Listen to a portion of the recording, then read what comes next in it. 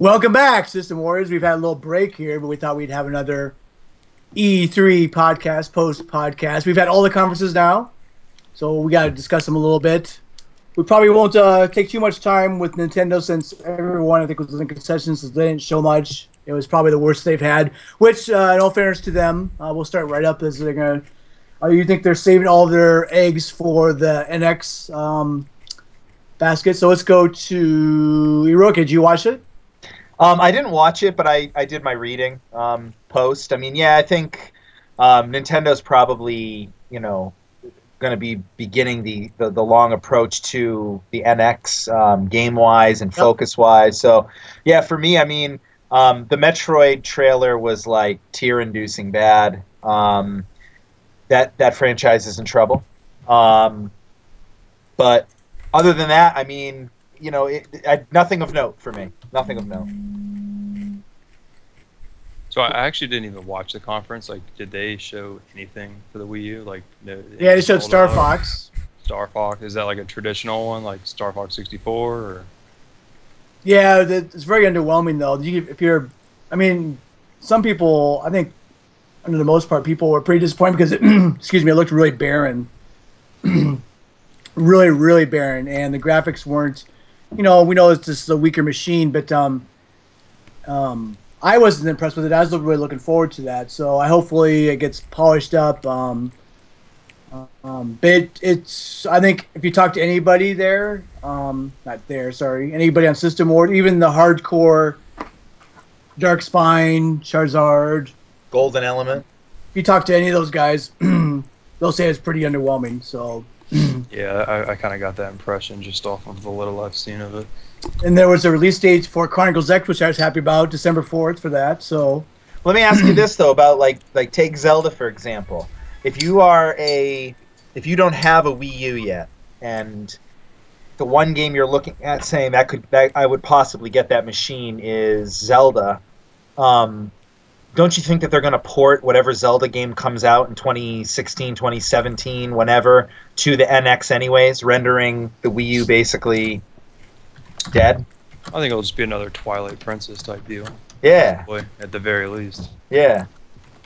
I don't know. There's no reason not to, because, I mean, if they release a new Zelda, that's going to push new hardware sales for the NX. Absolutely. Yep. With the Wii, I'm sure they'll do it with the next... Yeah. NX or whatever. Yep. So then moving on from that, I mean, anything on the 3DS side that's pumping your nads, Kyle? I didn't get to say anything about Nintendo. Oh, go ahead. Thanks. Well, I saw you eating a Cobb salad and drinking a Diet Coke. So I was. No, I'm drinking Nantucket Nectar. It's filled with sugar. No, What actually, kind of apple was that? What flavor? apple juice. Oh, I thought it was like some special Jeff, type of only 30 grams of sugar, Jeff. That's yeah, only. That's horrific. You're drinking a Big Mac right now. Enjoy it. I'm drinking. Don't tell me that because I'm gonna go back to the gym after this. Who's Nintendo? Yeah, I think Nintendo's dead. Let's dance. No, they aren't. Let's Dead. Nintendo's dead or the Wii U is dead? The Wii U is dead. Yeah, their handhelds print money. I think as far as the Wii U goes, it's just kind of. I got a link in the chat where it shows all the recap. If you want to see a brief trailer, they did show a new 3DS game, which I think was coming out of anywhere. It's Mario and Luigi Paper Jam, and a new Zelda game, Legend of Zelda: Triforce Heroes. Both look good. I'm not too much of a handheld gamer. I still know I didn't even play the last Zelda game because of our Master Shredder's recommendation, and everyone else said it was a really good game. So I'll probably play that first. Does it excite me? No. Doesn't mean I'm not getting the quality or the quantity of gameplay and enjoyment you can get out of them. It's just handheld announcements, period, don't make me excited. That's just me. But I would probably play the Zelda later on. What they showed looks like a continuation of the last game. What do you think, Animal? Of the Zelda. Yeah, there's three or four games. There's Fire Emblem. It's Fire Emblem X. Fire Emblem Fates. Oh, Fire Emblem Fates. Fates. Sorry. The Fire Emblem game was good. I mean, that's a good thing for the 3DS. X is good for the Wii U. I mean, there's not much really to talk about Nintendo. You know, when you have these No, when you have these two juggernauts battling it out. And then let's talk about the big controversy is where everyone, all the diehard Metroid fans were up in arms about the Metroid Prime Federation Force they showed, saying that that's not a Metroid game. So I don't think anyone's excited about that, even the diehard Nintendo fans, and because it looked like a I don't know what they want to call it, a first-person shooter or something like that. But Yeah, I think there was no Metroid game, what they showed, and people were very upset with that. Yeah, I think Champ is actually on suicide watch right now after that trailer. So, but yeah, no, it didn't. I actually chuckled a few times when it got to the whole soccer bit part of the trailer. I was like, Jesus, like they just haven't done any favors for that franchise in recent memory. I mean, Other M was not the game we wanted it to be, and I think it's in desperate need of some direction. But anything of quality at this point would be nice. But I can't, from what they showed today, the way that they unveiled it, I mean, yeah, some of the music that they played was Metroid-esque, but like everything else just looked like almost like a, I don't know, like a generic like party type game. What'd you think? Did you see it, Pool? No, I didn't. I didn't watch the Nintendo one. I can't really comment on the Metroid. Yeah. What did you think, Kyle? I wasn't impressed with anything. So they showed a Mario Tennis game too. So for clarification, for the Wii U, which I guess looked good. Just didn't excite me. I want Chronicles X, and my console probably won't get used, and might even entertain a trade-in. I don't know. There's nothing really for me to be excited about the console, especially when this is their showcase to show upcoming games, and so we have Star Fox, Xenoblade, and then I don't know, Zelda. I guess Zelda, which is a big game. I might hold off for that, but so far this year, with the release of Splatoon, that was the 4th retail game of the year. Period. Yeah. For the Wii U. Not that's just first party. That's of all the games you could buy this year for the Wii U, there has been 4. Jesus.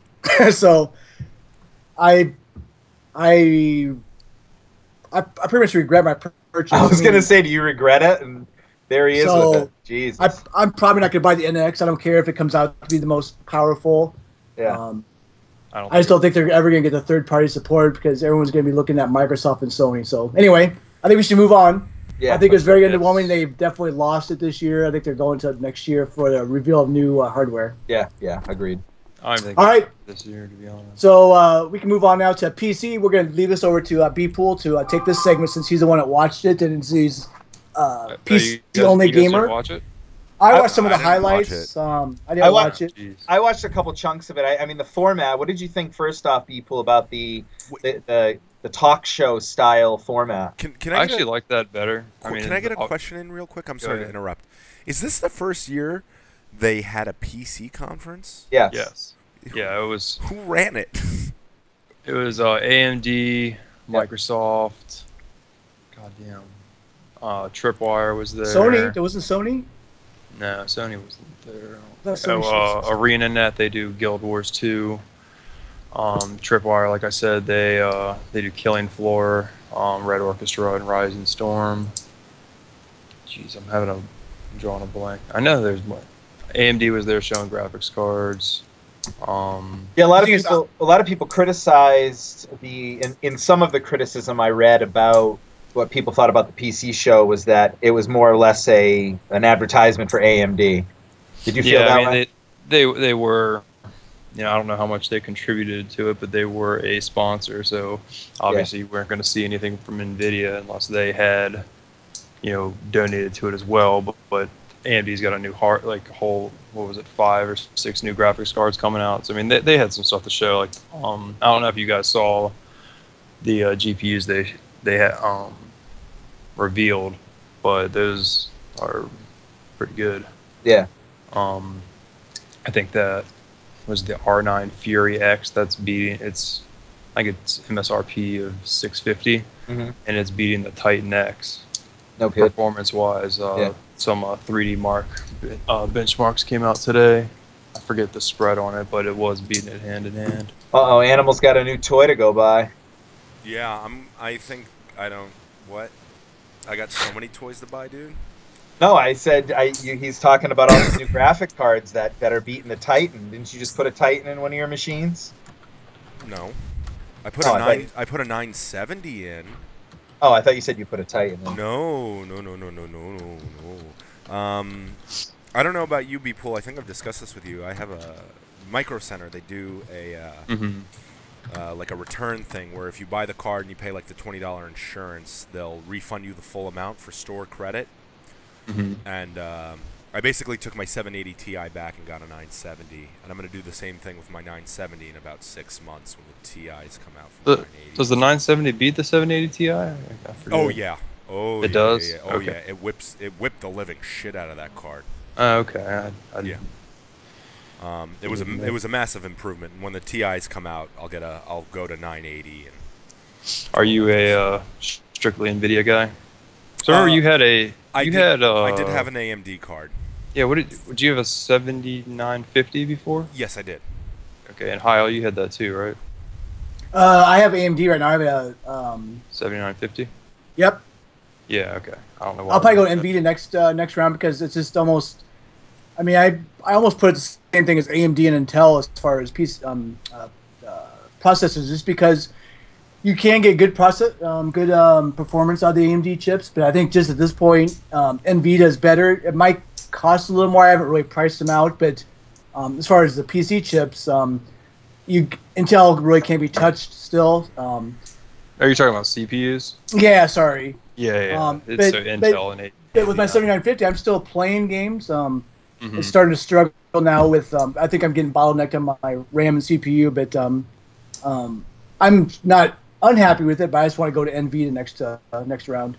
What about you? Yeah. What do you think? I have a R9 290 right now. I'm still rocking a 2500K. That's when I built my PC in 2011.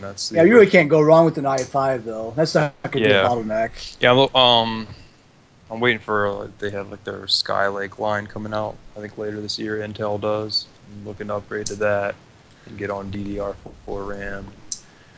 Yada yada yada. Yep. Enough about hardware, or at least until we talk about AMD, because they're probably rolling their eyes at that. But anyway, I have a Vita. Wait, hold on. That's a. Oh God! Don't go get your Vita. So for anyway, me, it's nice to see the competition because even though NVIDIA has it, which I think they have it right now, if you look at the benchmarking and performance, what they have, it's just nice to see AMD still pushing in the market, still there to push them. So I hate to see them go away because I think a competition always pushes you a little bit more to be the better, product in this case. But I don't know. That could be AMD is definitely the underdog, and that's a whole other topic. I don't want to get into the whole AMD NVIDIA thing because. So then getting back to the conference then itself, what did you think? You were about to say something about the format. What did you think of the talk show hosts, like Johnny Carson style talk show? I liked it. It was a lot more laid back than your regular guy in a suit standing on stage talking to a whole bunch of people. It was a lot more like an intimate setting. Yeah. And I liked what was the guy's name? Like Day. What was the host's name? Like Day 9 or Day 8 or something? Yeah, I didn't catch it. Whatever. The host guy. Yeah. He. I just liked how blunt he was as far as asking questions and stuff. It's like, oh, what are you here for? When Phil Spencer came in there, it's like, why are you here? What do you have to show us? It wasn't all kissing his ass or anything. And, Right. Trying to get straight answers out of him and whatnot. Right. And I think it lasted a really long time, way longer than it had to, and that's probably just from not being as organized and not having the Sony and Microsoft dollars behind it to do the whole event planning. Did you think that? Do you think that the fact that it had the talk show feel took away from the potential amount of things that we could have actually seen with our own eyes, gameplay videos, more trailers, things like that. Like, do you watch? I'm trying to put it all together. Like in my head, when I watch one of these events, I like to see basically 2 hours of video games. Mm-hmm. And I hate like the awkward hosts, the guys that come out and trip all over their words and whatever. So I definitely like the sit down, conversation style, but I felt like at times watching it that it was like more talking and less letting me see video games. Yeah, they didn't show too much as far as gameplay and at least like new trailers. Like they showed a little bit of Star Wars Battlefront, but I think it was maybe 30 seconds of PC footage and right. Honestly, and I was watching it on Twitch. And I mean, quality, like you couldn't even hardly tell the quality between what was shown at was it Microsoft's conference they showed it? Yep. Yeah, you could barely even Sony's. Tell. Yeah. Sony showed it. Microsoft had some kind of weird Windows thing going on where it kept going. Ming. Did anyone else hear that, or am I just a lunatic? During the PC conference? No, during the Microsoft conference. If we're talking about technical issues during the conference. Oh, no, I didn't notice, but I was watching it at work, so I had the volume pretty low. Lucky you. I probably wouldn't have heard that. Shit almost drove me crazy. Yeah, I saw Uncharted. That fucked it up when they... But anyways, back to the PC conference. That's really cool that they did like a late night kind of style show. Yeah. People were thinking that Gabe was going to walk out, and I was waiting for that to be the surprise that Gabe Newell just comes out there and Half-Life 3, but of course not. So well, you were one of the believers, Pool. You thought it was going to happen. But see, honestly, like I've played. Years past. I've now since played the Half-Life games, but I didn't play them. When they were first out. So like when I played Half-Life 1, if I played that. 17 years ago, like holy shit, amazing game. But now I play it and it's like, that's kind of cool. That's kind of how I felt about Half-Life 2 when I played through that. I'm like, I'm not going to knock this game. I'm sure this game was mind blowing when it came out, but I remember like the first like little physics puzzle in Half-Life 2 when I did that. Like, I remember reading like a comment or something from somebody saying like we use like a block or something to like weigh something down and like it actually reacts in real time. And back in 2004, that was like holy shit, like I can't believe it. Yeah. And I just thought like I did that now and like that's been done a million times, so it doesn't really have that effect. I mean, if Half-Life 3 did come out, I'd definitely buy it, but I'm not. You're not like pining over it. Right. Yeah. So overall, I thought it was a pretty good conference. Like, I think that for their first time, for trying to, I guess, move the wave and the trend in a different direction, like, away from, like you said, the awkward presenters. Like, I thought it was a step in the right direction. But as far as like announcements go, are you guys like up to speed on what was announced or what's going on with that? I mean, not everything, but we can go over. Shows a guy from Tripwire, Killing Floor 2. He came out and kind of talked about kind of what their direction with the game is and future mod support. He showed some new community levels, whatnot.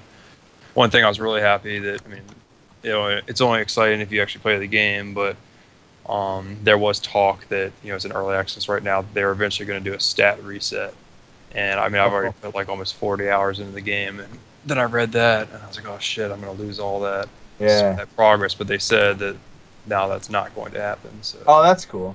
Yeah, so now I won't feel like it was all for nothing to do that. They announced Rising Storm 2, Vietnam, which is, if you're familiar with the Red Orchestra 2 expansion of Rising Storm. I haven't played those personally. Well, I played Red Orchestra 2, but... Yeah. Those games have a pretty strong community behind them. ArenaNet was there. They showed a new expansion for Guild Wars 2. I tried that game, and not really my thing. So. What about, did they make a StarCraft 3 announcement or something? That was made a long time ago, but... Yeah, they showed some stuff for it. Yeah, they did show some stuff of Legacy of the Void. From what I hear, it's not too good. Really? Well, not that it's not good, just that the hardcore players are having trouble acclimating. Oh, learning a new game? Well, no, it's not a new game. It's an expansion. You know, when they add new units and they change the whole macro-micro system of how you control things, like, it kind of puts a damper on how you've been playing a game for the past 4 years. It's like somebody shitting your cereal in the morning. Well, what's your favorite game, Jeff? Ever? Like, what's your favorite series? I don't know. Probably Mass Effect right now. I'm still a huge Mass Effect nerd. Andromeda looks awesome. So let's say they take a huge shit in the middle of Andromeda and change like everything, and you're like, this isn't the Mass Effect I know and love. Yeah, no, I know. That's what it's like. But I like risk. I like risk. I like risk taking. I like when they change things because fuck, I don't. It's like the Assassin's Creed, man. I don't want to play more of that. I'm done with it. I'm done. Yeah, After 6 or 7 games, though. Come on. It's 9. I think I've played like 9 or whatever. Yeah, well, there you go. I've only played 2, so it's fresh and new to me. Well, good. I'm excited. I'm excited for you. You know, that's honestly their business model. As kids go from being, 10, 11, 12 years old, every year they're getting older. Their mothers and fathers are letting them play Assassin's Creed. They're all going to play 4 games and be like, all right, I'm fucking done with this. Well, Unity was my first platinum, so I got my money's worth out of that. I got like 50, 60 hours out of that. I still haven't played the DLC yet, but yeah. Yeah.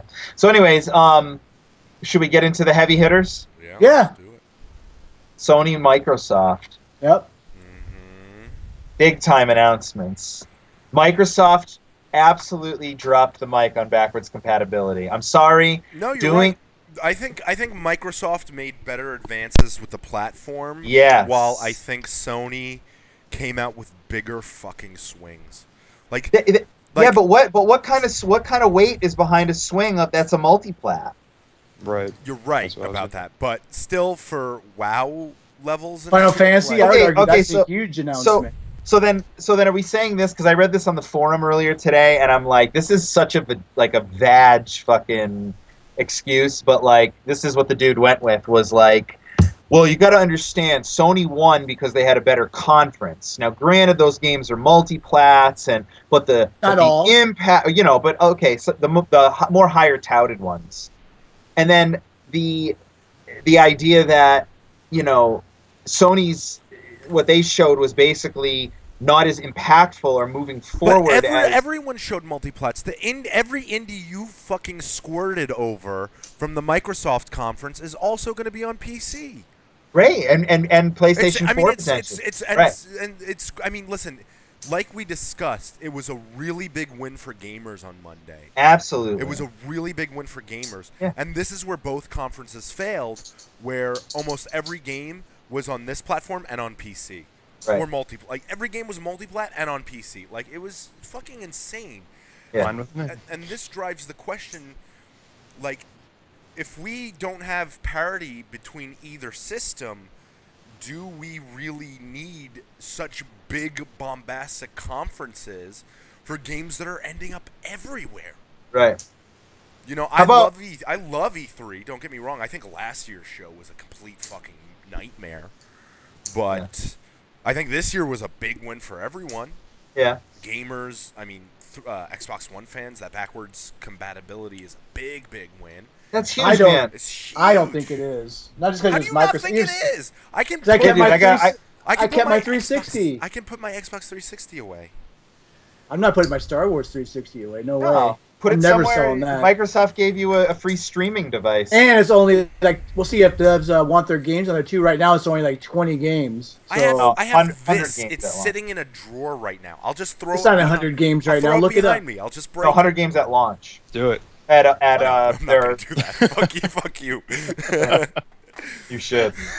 B-Pool chimes and it goes, do it.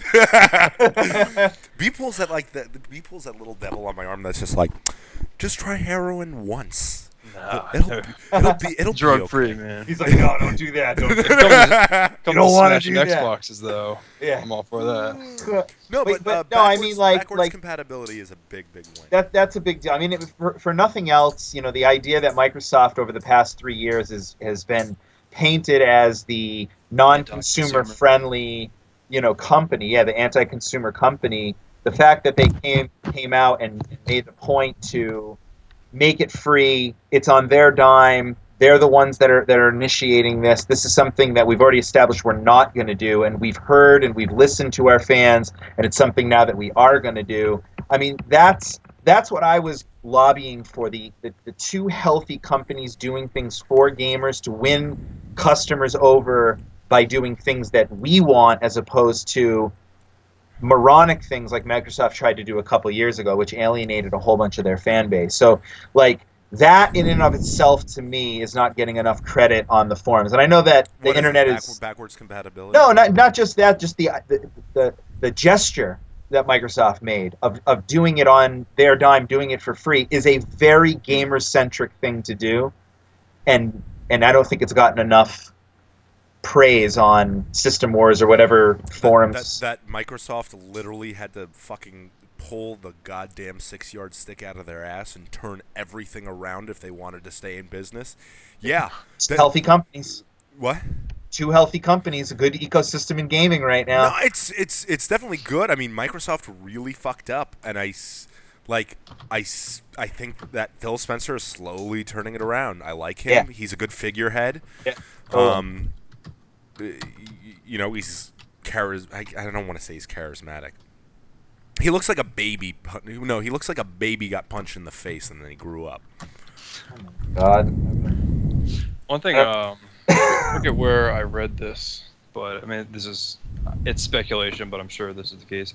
Remember Phil Spencer was saying how, in order to get backwards compatibility on the system, like, developers don't have to do anything. All they have to do is give the word that it's okay. Yes. But what I think is interesting is, I don't know, I've lost count of how many remasters and definitive editions we've got. What I think is, publishers that have those definitive editions out, they're probably not going to greenlight backwards compatibility because they're going to be wanting to sell their new definitive edition. Like, what are some upcoming ones? I know there's like Darksiders and... Yeah, no, it's a good point. Yeah, like, actually, I guess Darksiders is THQ and they're gone, so maybe not that. But yeah, I can't. There's so many I can't even bring one to my head right now. But and I don't think it's a perfect. I mean, it's probably not going to be a perfect system. If I look at my closet at the 90, retail Xbox 360 games I have sitting up there, 3, 4, 5 days ago, if I bought an Xbox One, those games are still irrelevant up in my closet. And now that there's hope that a good chunk of them, if not all of them, will be backwards compatible, definitely adds worth to me getting an Xbox One and disconnecting my Xbox 360, giving it to my kids if they want it, put it in their room, buy myself an Xbox One, leave it downstairs with the PS4. Like, that's, I don't know. Like, that's definitely worth for me, Yeah, and at the very least, you're getting, Microsoft's obviously going to support it with their own exclusives. Sure. They're not going to do that. So at the very least, those games are all going to be preserved. Absolutely. Going forward. Yeah. So, like, their conference in and of itself, like, did you watch a ton of it, B-Pool?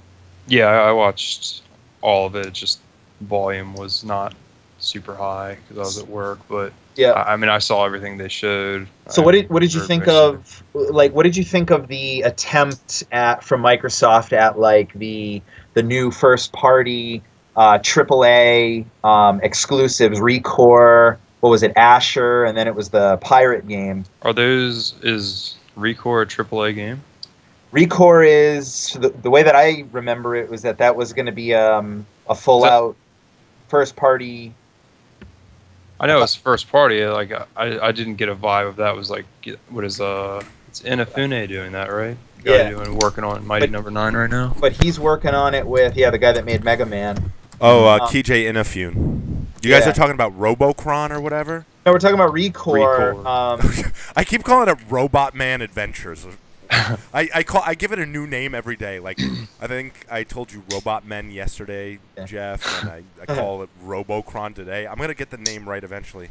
It's a Armature Studio, which did what? Help me out. What did they do? Batman Arkham Origin. No.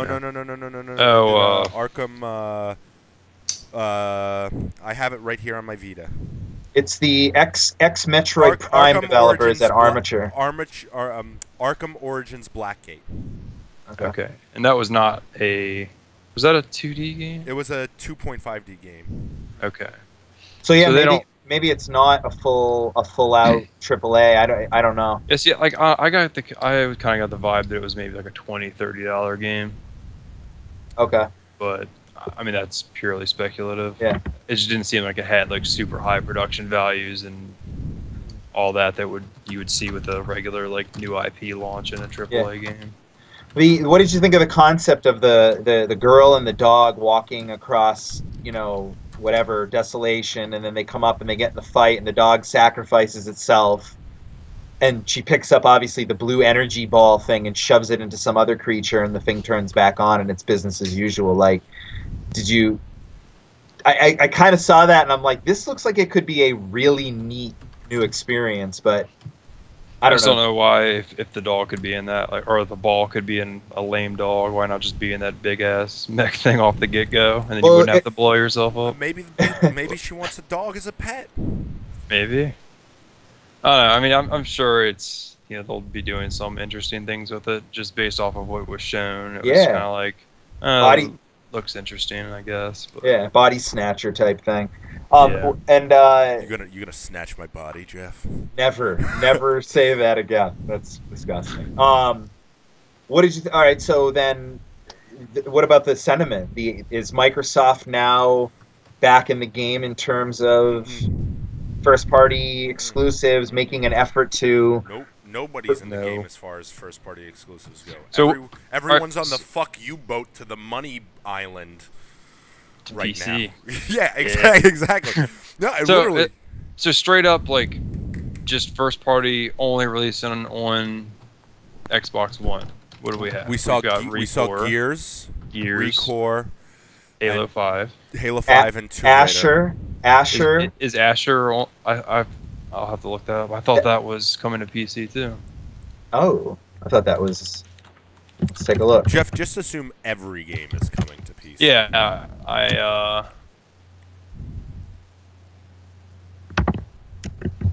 Let me see. No, go ahead, man.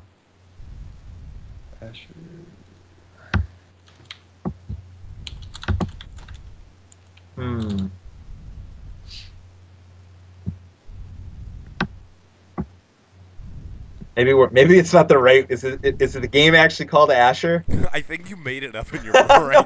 Did I just make up a video? I know what you're talking about. Yeah. You totally made up a video game.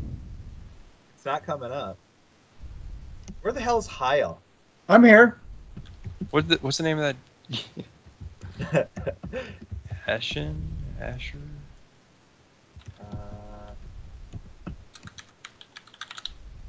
Alright, one day recap. Here we go. Ashens. Never heard of it. It's that game where people have no faces. Yeah, they got no faces in there. Oh, that wasn't. I thought that was at the Sony conference. I thought that was Media Molecule or whatever they're called. Yeah. No, that's Dream. That's Dream. That's their no face game. Ashen-game.com. It's an action RPG coming to Xbox One and PC. See, there you go. Boom, there bitch! It is.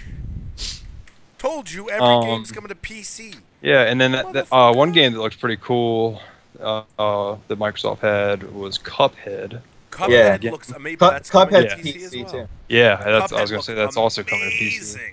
Yeah, what about that did look good. What about the ship game? Rare? Sea of Thieves. Yeah, Sea of Thieves. Can we go back to Cuphead real fast? Yeah, go ahead. Did anyone here play Mickey Mania on Sega Genesis? I think so, yeah. There's a level. It was actually. I'm pretty sure David Jaffe developed that way back when. Mm-hmm.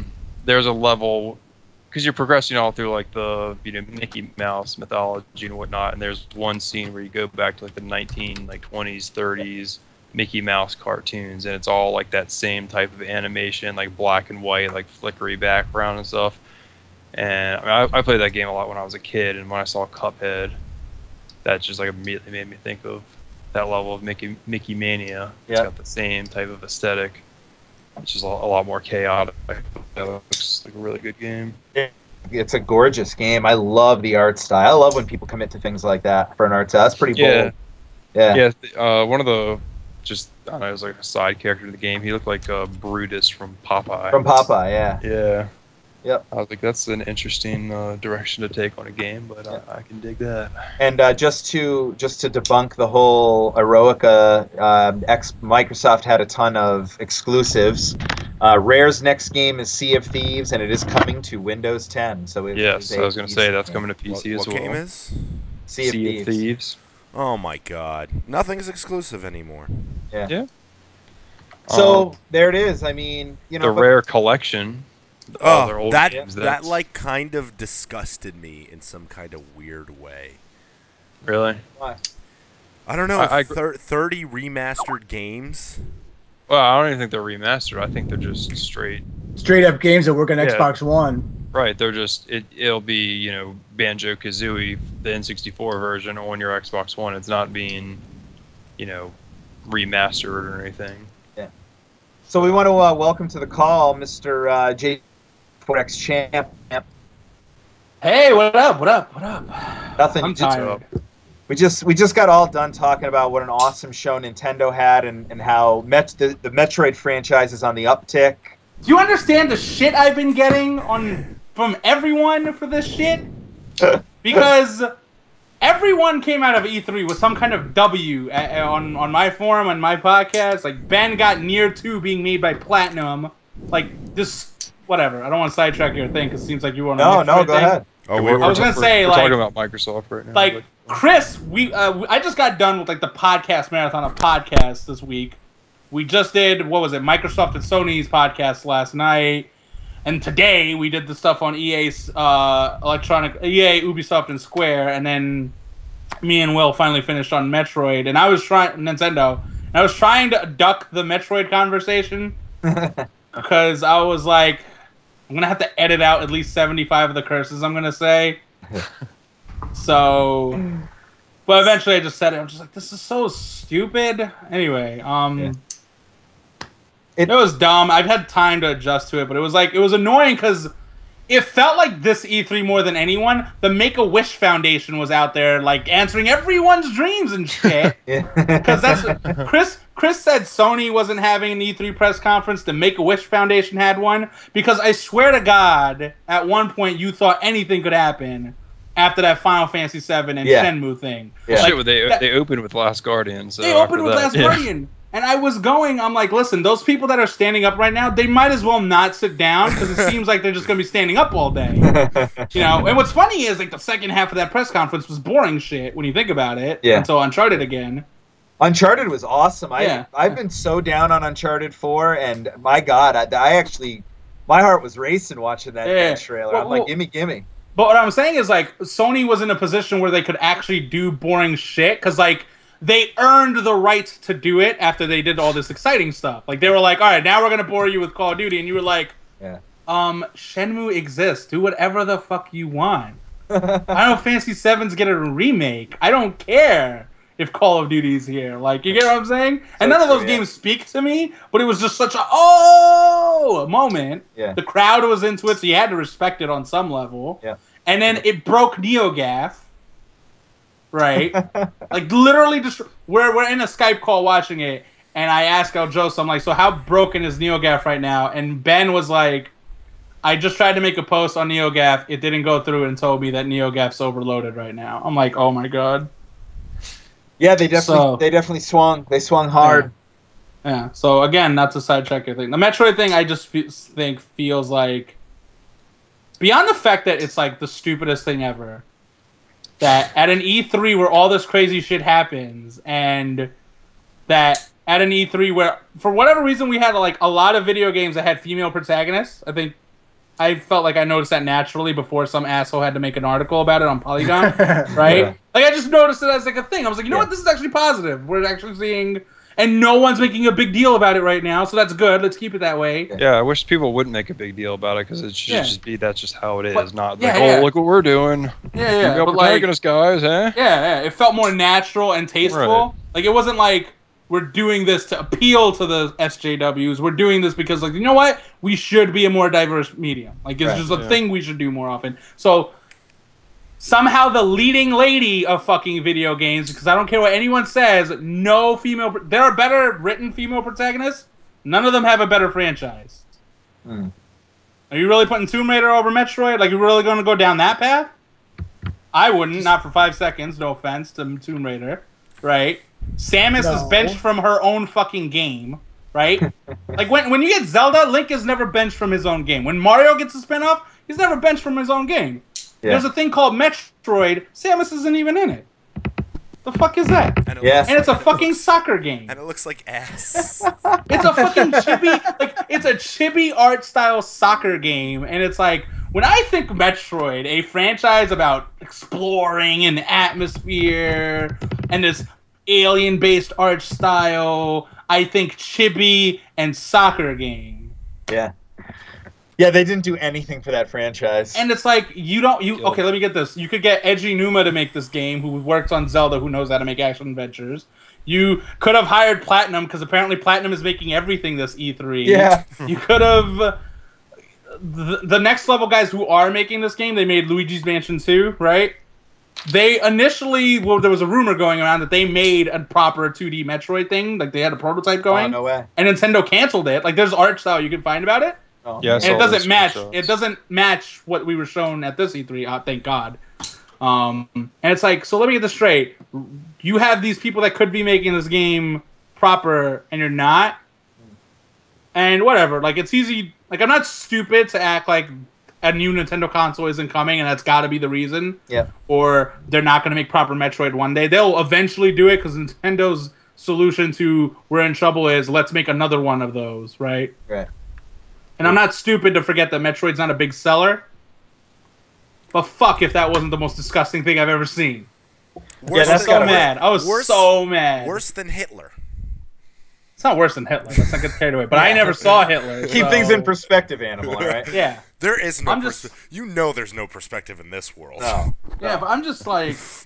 It's just... There was a lot of things... Again, do you want me to keep going on the Nintendo bandwagon? No, we already covered Nintendo and how much they sucked. Did you really? Ass. Yeah. So my thing is like, you have Fatal Frame you could have showed. You have Devil's Third, which you could have showed. You have this Atlas RPG that's apparently being made for 3DS, and two of the things you showed are this really bad Metroid thing, and this Zelda spin-off after Link Between Worlds was so good. Like, I mean, to me, they didn't have a great lineup of games when you think about it, but they had a lineup that was better than their press conference. Like, I think the games they had could have been presented in a different way than the way they were presented. Have you had a fundamental issue with their whole Nintendo Direct since they've started doing that? Do you rather see Reggie come out? No, I mean, I think there's a degree of truth to what Phil Spencer said last year on Giant Bomb, which is like, there's something about the crowd reacting to everything that's so exciting, and because if you do Final Fantasy VII over a Direct, I don't know how that gets over. Right. Because I think the crowd is what made that moment, right? Yeah, like it's professional wrestling logic of the crowd's into it, you're into it. Right. Right. So I don't mind the Directs though. I think when they're done right, they come off more genuine, and they come off more sincere, and you're showing more of a game and not PR bullshit. Right. It's like a bite-size E3. Yeah, it's E3 without the bullshit though. That's what I like about it. Like, hearing them say, we're gonna change the way you think about graphics or whatever the fuck people say. Whole new experience. Like, hearing Shigeru Miyamoto tell the story about how he came up with Star Fox as this thing where when you see arches, you inherently want to go underneath them, and the first thing you think that's the corniest story you've ever heard. But then you think about when you played Star Fox, and you're like, you know what? I did want to go under every one of those arches every time. Like, this motherfucker's like handle on player psychology is amazing. Yeah. Right? Like, those stories are cute and endearing because he's so old and he like I said, he's a fucking treasure, right? And somehow Nintendo can have that and fuck it all up is just amazing to me. Yeah, it really is. It's like they don't know anything of like the audience at all over here. Yeah. And maybe it's different in other places, but I mean the Wii U's not selling anywhere. Yeah. But mind-boggling. But anyway, so on to Microsoft.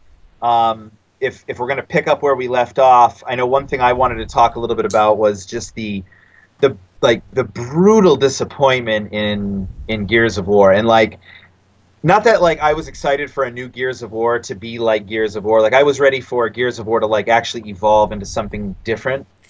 But because I don't love the franchise enough, as you know, I know it's a Xbox exclusive and everything else, and the games have always been pretty competent, but like if not really fun. But I don't know, this Gears of War reveal to me was just left me like, do not want. Animal? Gears of War was one of the most pathetic showings I have ever fucking seen in my life. It was so dark. It was so dark. It was black. It was dark. They did that stupid press Y to see where the focus on the action is. That was lame, yeah. And then You're talking about 4 or the remaster one? 4. Gears of War 4. 4. Yeah. I thought it looked really good. And oh my god, what the fuck is the matter with you? And Actually in Hyle's camp. yeah. But anyways, it was dark the whole time. There wasn't any action. There was a lot of walking around. There was a lot of like, oh, there's mystery. Looks like the hunters have become the hunted. Yeah. Yeah, they're trying to go after that like Uncharted banter, and then I don't think they did it and then as well. and then they show this stupid fucking armadillo monster, and they're like, they're all coming. Ugh, I'm covered in emulsion. Ugh. It's just like Gears 1 through 3 were really, really great games.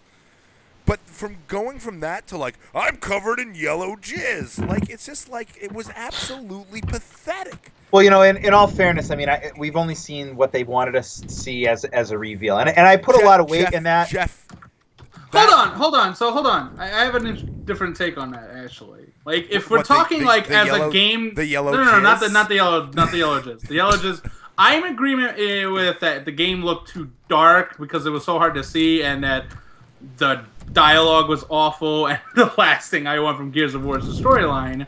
But what you know about Gears is that it's a shooter, right? Yeah. And I thought it was... Here's what I think. I don't think that game should have been the closer of their press conference, but I think it's interesting, at least on some level, that... Think about what they actually showed about Gears of War. They didn't even show shooting. They showed, like, a tone, an atmosphere. Yeah. Which, I don't think Gears of War has had atmosphere since Gears of War 1. Like, not that kind of atmosphere. I thought Gears of War 2 was almost too ridiculous. I thought Gears of War 3 sort of tried to go back to that sort of gritty, destroyed beauty thing they were going for. And then Gears of War 1, I felt like it was trying to bring back like a horror element to the games again. Because when you played Gears 1, there was like some sort of jump scare. Or, like, the Locust felt like a threat. Yeah. Like a terrifying threat. Yeah. And then they just became dudes you shot. Yeah, you're right. Yeah. So I thought, like, the idea of what they were trying to do wasn't bad. What makes it bad is what Animal described in yellow jizz, the dialogue, the press Y to see this. Like, that's not, like, how are you supposed to get into the atmosphere of the thing when you see a button prompt? You get what I'm saying? Right. Yeah. Like, in comparison to Fallout 4, because they did exactly the same thing. They didn't show you combat for large... They showed you fucking no game at half the time. You were walking half the time, but they showed you a tone. They showed you an atmosphere. They showed you a setting. They showed you something to sort of be invested in, but it wasn't done in a manner that you instantly, like, wrote off, right? Yep. Unless you're, like, the people that played New Vegas, right? Because, like, that crowd's going to turn off on it because of course, it is what it is. Like, right. But the people that get Bethesda games for because they want the Bethesda game, like, that's what you want to see from the Bethesda game. You know what I'm saying? Yep. But Yeah. that's not how you want to close E3. No, Like, you ended on a whimper is what you did. I mean, it was like 7 minutes of walking and like 12 seconds of shooting and like 30 seconds of complaining about yellow emulsion on them. Like It actually, you know what it did for me is it actually reminded me that of I why... hate Gears of War. Well, no, you know, I'm not going to say that, but it reminded me of why I have such malaise over Gears of War. Like, Gears of War 1 was a game... it's one of the only games I have to say in my life that I played... as soon as I got to the credits, I started the game back over. And I played through it a second time. And I had very, very rarely, if ever done that before. Usually I shelf a game when I finish it. But, like, I really liked Gears of War 1. And I agree with Champ's sentiment that the other two games were more shooting dudes in the face. But I don't know. This new one just. Why does Eroica have a wrench? I don't have a wrench. I have a dart. Oh, why do you have a dart? I'm sitting down in my game room. Oh, okay. We're gonna test teleportation. He's gonna I think the thing for Gears is when you look at that like when it came out, it was like the big gun of the generation, right? Like that was the beginning of next gen. To a lot it of really people. was. Yep. Like I thought there were better games before Gears that came out that should have been that, but whatever. Gears of War is like the big gun, right? Yeah. And then as the generation went on, I feel like everyone's favorite game was not Gears. It was Red Dead Redemption, Mass Effect, a Souls game. You know what I'm saying? Like, over time, Gears just stopped being less and less special. Yep. And then, so when they're announcing another one, all you go is, oh, they're announcing another one. Especially for a series that got a sense of finality in the story, right? Yeah. So, like, now I'm contextually out of this. Because it's like, why do I want another one when Marcus Phoenix already killed a Locust and saw his dad and stuff? Dad, you're back. You know what I'm saying? Because it's the same issue Halo suffers is why? Because when they bring back the Covenant, you go, I just beat them. No, but now they're bringing back the Flood after 3 games. Are you serious? Yeah, you didn't see in that trailer? You didn't see the Flood shit going into the fucking Prometheus people? No. There were like fucking tentacles wrapping themselves around one of the Prometheus. Are you sure it was Flood and it wasn't just like a thing they do? No, it was organic tentacles, champ. It was like something out of one of those weird hentai I mean, it's a Halo 5 campaign. It's gonna be shit, so I didn't like care enough about it. But like, wow, why would you bring back the Flood? Wait, hold on. Let me double check this. You might want to double check it because I'm like, why would you bring back the objectively the worst part about Halo is the Flood? Hayo, you're a big Halo guy. I know you pre-ordered the collector's edition for Halo 5. Dude, that's a game I look at and I just see shooting dudes in the face. Blah, man. I don't see shooting dudes in the face and just Well, you look at it 2 different ways. One, it's never been pushing the graphics. To me, it's all about the experience and why I went to consoles in the first place. It goes back to my Halo 2 days.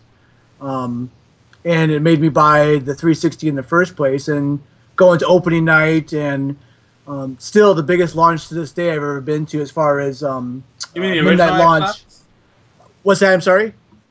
You mean the original Xbox to your Halo 3? Yeah, but then I pre-ordered Halo 3 and that brings back fond memories. Like I said, it's been the biggest launch I've ever been to. I've been there. Grand Theft Auto 4 didn't beat it. Any Call of Duty hasn't beat it. That was just for a single platform. So to me, I got fond memories of it. Halo 4 people brag on it. I still had fun with it. Is it going to be the best looking first person shooter? No. Do I ever follow the stories? I don't even know the canon. I can't even tell you one bit of the canon of the story of the Halo universe. I don't care. Why do you keep playing them, Hayo? I like the series. I don't know. It's just something that sticks with me. Probably because I go back and reminisce. Probably, one of those games I got a soft spot for. And I thought the trailer looked great to me.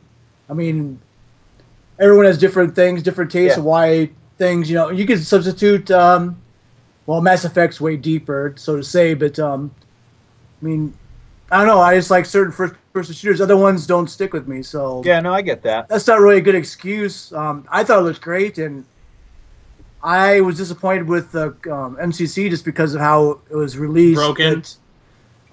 Did they release I wanted to relive my... ODST yet? I did. It looks good. Yeah, I think they released it, didn't they? I have to Yep. download it. Yeah. I wanted to relive my co-op days, and I'm just hoping to get it with Halo. And, it's a poor excuse too, but I need something to play on the Xbox One because I'm using it for my exclusive. So, more or less just I enjoy the series. I just do. I don't know. I don't think it's a stunner. It's not never been known for cutting-edge graphics, but I thought it looked nice. You guys don't think it looked nice? It looked all right. I thought Battlefront looked better. Well, that's totally different. Battlefront's strictly multiplayer, no single player at all. Battlefront, this is going to sound lame. You guys are going to make fun of me. Battlefront was like, when they started showing that, I kind of geeked out. Like, I was like, this isn't real. Like, this game looks too, like, real to me. Well, let's go back to, I agree with that, too. That's a big demo. But what did you think of it, Champ? You thought the Halo 5, It's not going to be good. The single player is going to be throwaway. I don't like Halo single. I have given up on ever being excited for Halo campaigns anymore. I've done. What disappoints you with them in general? What disappoints me, I think they have always had bad level design. Like they have had notoriously god awful levels and spots. Like the library is notoriously remembered as a piece of shit. There's that Cortana level in Halo 3, which I don't care if you defend that level, you have bad taste. Like that's ridiculous. Like that entire level is like this super repetitive thing with slow-mo while you listen to this thing spout biblical bullshit. And then it says, oh, we could have just ended the level, but now you have to go through the level backwards because you're a badass. And it's like, that's not badass, it's boring. Right? Which, like, fine. I'd play Halo for the multiplayer, though. And Halo 5's multiplayer beta was good. I think if you're gonna show Halo 5... Yeah. They had to show the campaign because they hadn't shown any of it, and they were already at a beta. You might not be able to see it well enough, but what is that? Those little things crawling. Hold on, there are little things crawling. I'm not gonna be able to see it though. I know. It's really awkward. Yeah, let it go. We'll talk about it after. Yeah. Let's say it has the FUD. I don't. That's fair, I guess. Yeah, it's irrelevant. What I'm saying is, okay. You're obviously never gonna make the Microsoft for Goggin E3 press conference, right? You're gonna make the Microsoft press conference for a wider audience, right? My thing is, if I was running it, how I would present Halo is, we're going to show the campaign, but remember that multiplayer thing they showed a trailer for? Right? Warzone? The new mode? Yeah. I would say make time for that one. Like, show that game being played on stage in that mode. Don't let any of the people playing the game speak, because that looks awkward and sounds lame. Ubisoft hasn't learned that yet, for whatever reason. They did it again during the Division this year. Oh. If I had to knock the Halo 5 footage more than anything else, I thought that was the most boring Halo demo I've ever seen at an E3, though. Like, think about what Halo 2's demo was. Yeah. You saw him do something exciting, like kick the guy off the Ghost, right? That was badass when we were kids, right? And then Halo 4, they were setting a tone and atmosphere, like this world is alien, here's new guns, here's new enemies. Halo 3 was the bubble shield. Insertion, though, you have a chance to order the blue team around. Yeah. Well, but like when I was looking at the thing, it looked too like any other shooter, right? Like B-Pool, right? Like you and I have probably played so many first-person shooters. Like lead guy has dudes that are with him. Isn't new at this point. The place is on fire and the place is blowing up underneath you as you're running. Like that's not exciting. That's like par for the course at this point. I just think for Microsoft's killer app, like, I mean, Halo made Xbox. Yeah. And I don't know. I mean, I've never been a huge fan of Halo ever. And now it's completely destroyed. But, yeah, I from what I understand, Halo 4 was underwhelming. But from what, like you said, it was just a boring showing. I'm like, I just looked at it. I'm like, yeah, that looks like Halo, I guess. Like, yeah. For me, it's just a soft spot. Between that and Far Cry 4 are probably my favorite first-person shooters. I think if you take out the part where it's called Halo, that looked like the most homogenized first-person shooter in a while. You know what I'm saying? That looked like any other shooter. That almost didn't even look like Halo in spots. Yeah. You know what I'm saying? Like, nothing about watching them play that game said Halo to me. Really? What was Halo about it? Oh, you're trolling now, bro. I'm not trolling. I'm literally saying, like, think about what they did. They ran a little. The place was on fire, and he was shooting things with the shotgun. You see a red Spartan right in front of you. What are you talking about? Okay, I see the colors of Halo. I see the universe of Halo on some level, but I don't see the big vehicle combat. The voices of the brutes. I see the voices of the brutes are back too. Seriously. Sounded like them. The Flood might be back. What was the whole point of Halo 1, 2, and 3 then? I don't know. Like, what was the point of that word? Anyway, I'm reading something. I'm reading something. I mean, let me put it this way. Battle rifles. Did y'all think? Wait. Yeah, whatever. Did y'all think that fucking press conference was bad? Because it seems to be we're focusing on Halo and Gears way too much. Yeah, we should move on to Sony and start wrapping this shit up because we're pretty much the gist Microsoft. is that Microsoft barely has any exclusives because they're all on PC. Yeah, the PC thing sort of stole some of their thunder. That's what I Recore told. looks okay. That's what I was telling Jeff, and Jeff was like, "I'm gonna go out and buy an Xbox One tomorrow." Well, hold on. I thought. Hold on. Oh, go ahead, finish your point. Who, me? Yeah, you. Record Okay, I think Microsoft actually has an interesting lineup in the sense that Recore is a cool thing that it's a new announcement, right? Like, it's new. And it has no guns, in theory, because it can't, right? It just didn't have gameplay, which is disappointing. Didn't the girl have a gun? The guy had his little dog thing, didn't he? Or whatever the fuck she had a that dog was. thing. She was shooting. I thought she had a gun on her back. Oh, fuck. That game's going to have a gun? Fuck that game. No, I'm just kidding. But there's the Rare is finally making a new game, like hell froze over, apparently, right? Like, that was cool. So, like, I'm starting to look at their games, right? They've got their Halo, their Gears, their Forza, their Fable, and Tomb Raider's a thing, whatever, that's time exclusive. You got Rare working on something. You got a new IP going with Keiji Inafune and the director of Metroid Prime, at least, right? Yeah. That has my interest on some level. He's the Mega Man creator. I didn't know that. Yeah, but he's a producer. He was an artist.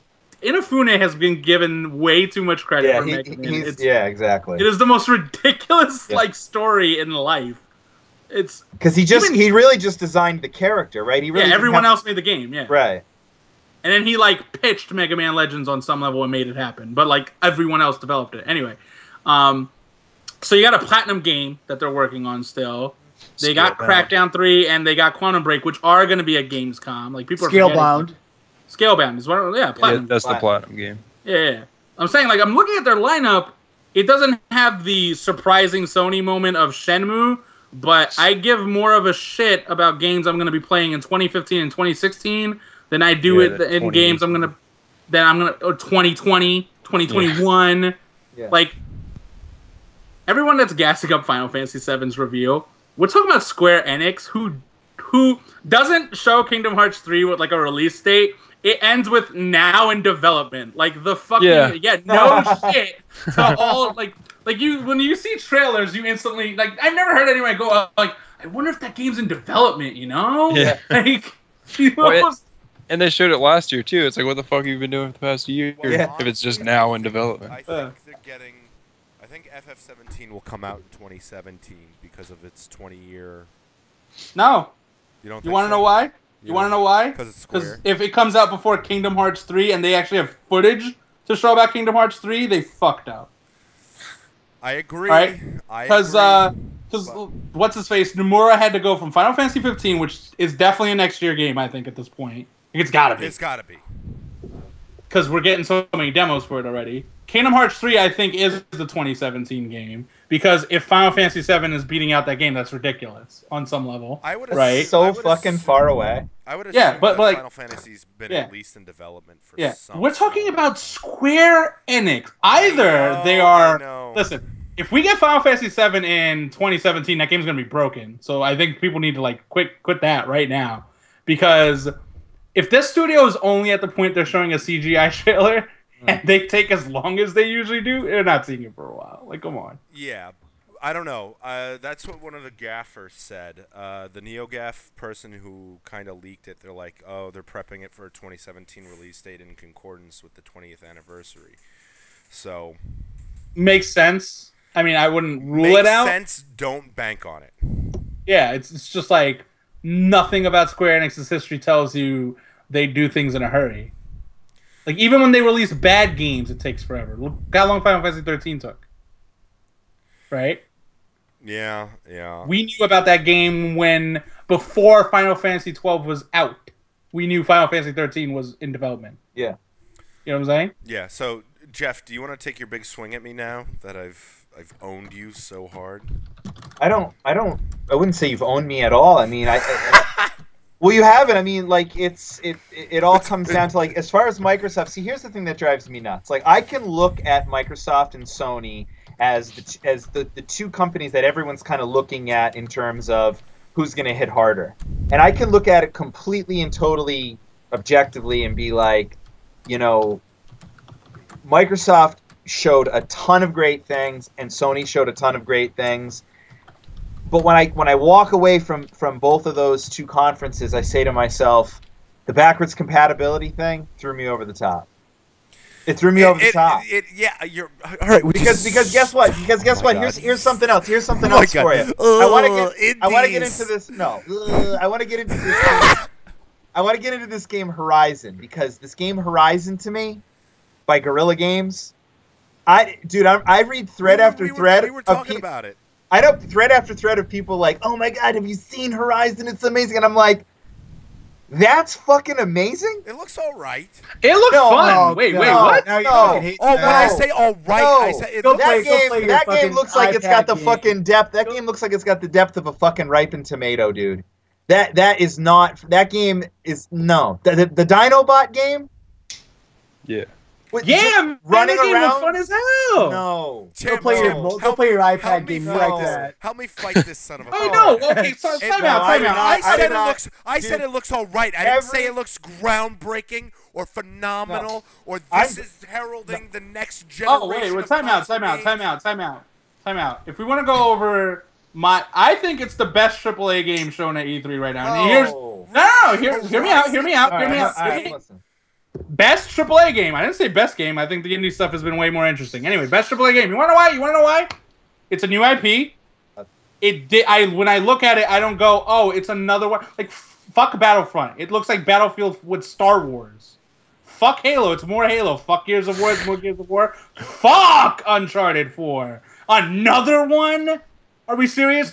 Like you're giving people shit for getting hyped up about Horizon, but all of a sudden Jeff has no bitching about another Uncharted. Like, no, whoa, wait a minute. I've been about as critical as I could humanly possibly be on fucking Uncharted. Be more critical. What did they show you that made you think it wasn't more Uncharted? You know what? I just looked at it and I go, first of all, it looked pretty. Let's be real. It looked pretty. Okay, graphically, it looked pretty, but. I looked at the gameplay, and I will totally. You know my stance on new IP. I would take a fucking if I could sign on the dotted line to never make a sequel in a game, I would do it, and for better or worse, because I like new shit. So like for me, I like the fact that it was new IP. Gameplay wise, though, I just didn't. Nothing there. It seemed like a dodge and jump and shoot, and it was like a little bit like a Tomb Raider, but a little bit more agility. Like I just didn't see anything. You're gonna buy no. Time out. Fucking love it.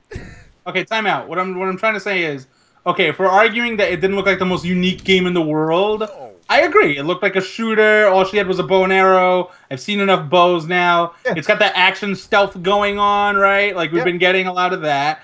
I thought what was interesting about it from a gameplay standpoint, it goes back to that sort of like hit weak points on a boss type thing. Yeah. Like, that's interesting, like, because, like, what makes Vanquish fun isn't that... Like, a lot of third-person shooters, when they have a boss, you just shoot at it anywhere, and you just wait till it dies, and it's, like, the most boring fucking encounter in the world. Yep. But Vanquish, like, you had to hit very specific things while moving as fast as you do. Right. And that's what was... Like, you had to, like, sort of, like, Predator-style this thing. Like, it had, like, a weird Monster Hunter-typey thing going on in that regard. And then you break it, and then you hit that core. Like, that was... an interesting dynamic. The thing that would turn me off about that game would be like, what's the mission structure going to be like? Right. But if I'm talking about like a vertical slice that looked fun, it looked pretty, it was new. The chick should not be talking as much as she does. Dude, that's where I was going next. It was like she has bad dialogue. What are you going to tell women to get back in the kitchen? I thought the immersion of the game had transported to a different planet. No, I dare you to go wake up your wife right now and be, honey, you gotta get back in the kitchen. No, that's not what I'm saying. I'm saying that I'm saying she has bad dialogue. Like, just that's bad writing. Like everything that came out of her mouth was just like cringeworthy. It is. Gross. Can we talk about an awesome trailer for a second? No. I'm sticking to that. There's no AAA game that deserves praise for being more of the same, in my opinion. Like, fuck you. You made another one. Well, another one? Hitman. Another Hitman. I'm so excited for Hitman. Hitman is so good. They didn't even show gameplay, dude. They didn't even show gameplay. They showed a little bit. Yeah, they showed a trailer of what looked like gameplay. Come on. Yeah. Like, No, let me get they this showed- straight. They showed what they showed in typical Hitman fashion. Hey, listen. They showed assassination. I'm stuff. stunned as anyone else that I'm gassing up a Guerrilla game, but like, and I'm Jeff is the one that has standards all of a sudden. when it I comes just to gameplay no. now. I mean, Because I have my title as the only elitist on System Wars, but I'm looking at the AAA games and I'm going, other than The Last Guardian and this game, that isn't like made by Platinum, I guess. Right. And this, like, well, fuck, why should I be excited? Like, Deus Ex. another Hitman, another Deus Ex. Yeah. No, Deus Ex looks Another good. Tomb Raider.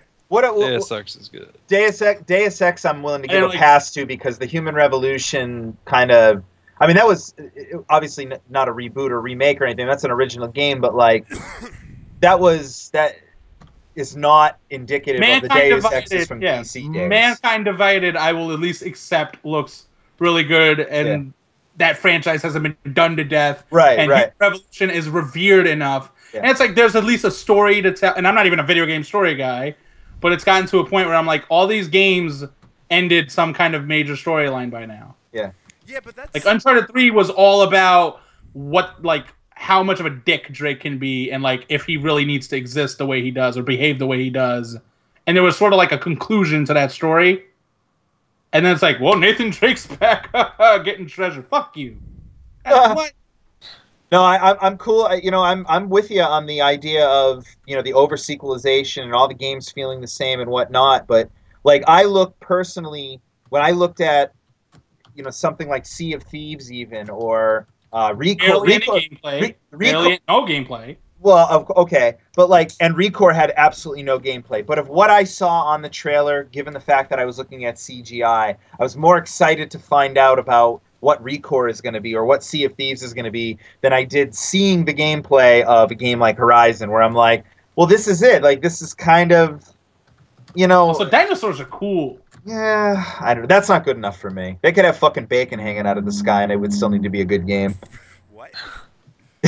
Bacon, he likes Everybody bacon. loves it. Why are you jerk off every? And you have your legs up creepy, like you don't have pants on. He does have the legs up a little creepy. Yeah, it's I do kind have of pants on. creepy. I do have pants on.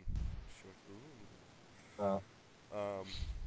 But Ammo, anyway, you But what? I was gonna say, you dropped a lot of weight. I've dropped about since the last podcast. I've probably dropped about 30 pounds.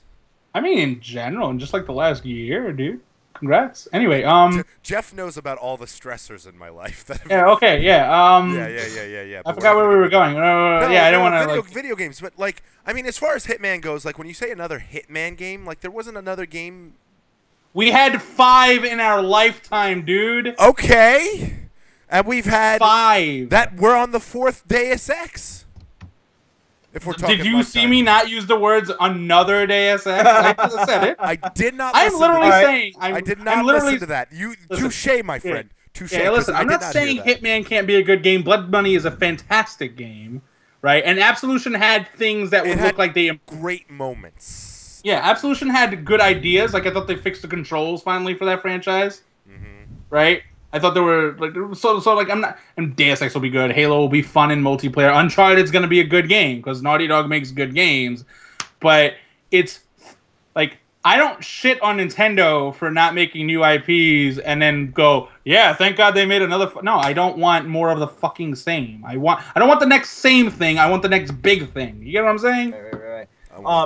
What did you? Speaking of the next big thing in a franchise that can do no wrong, in Share my by eyes. 3. Horizon. No, I want to get Horizon. Jesus Christ! I'm gonna. You know what? I'm gonna be the one sitting back laughing. You're gonna be the one that you guys are buys running around. Assassin's Creed. No, no, you watch. No, I kept you know telling what? him. No, Fuck you know what I yourself. kept telling him, Champ.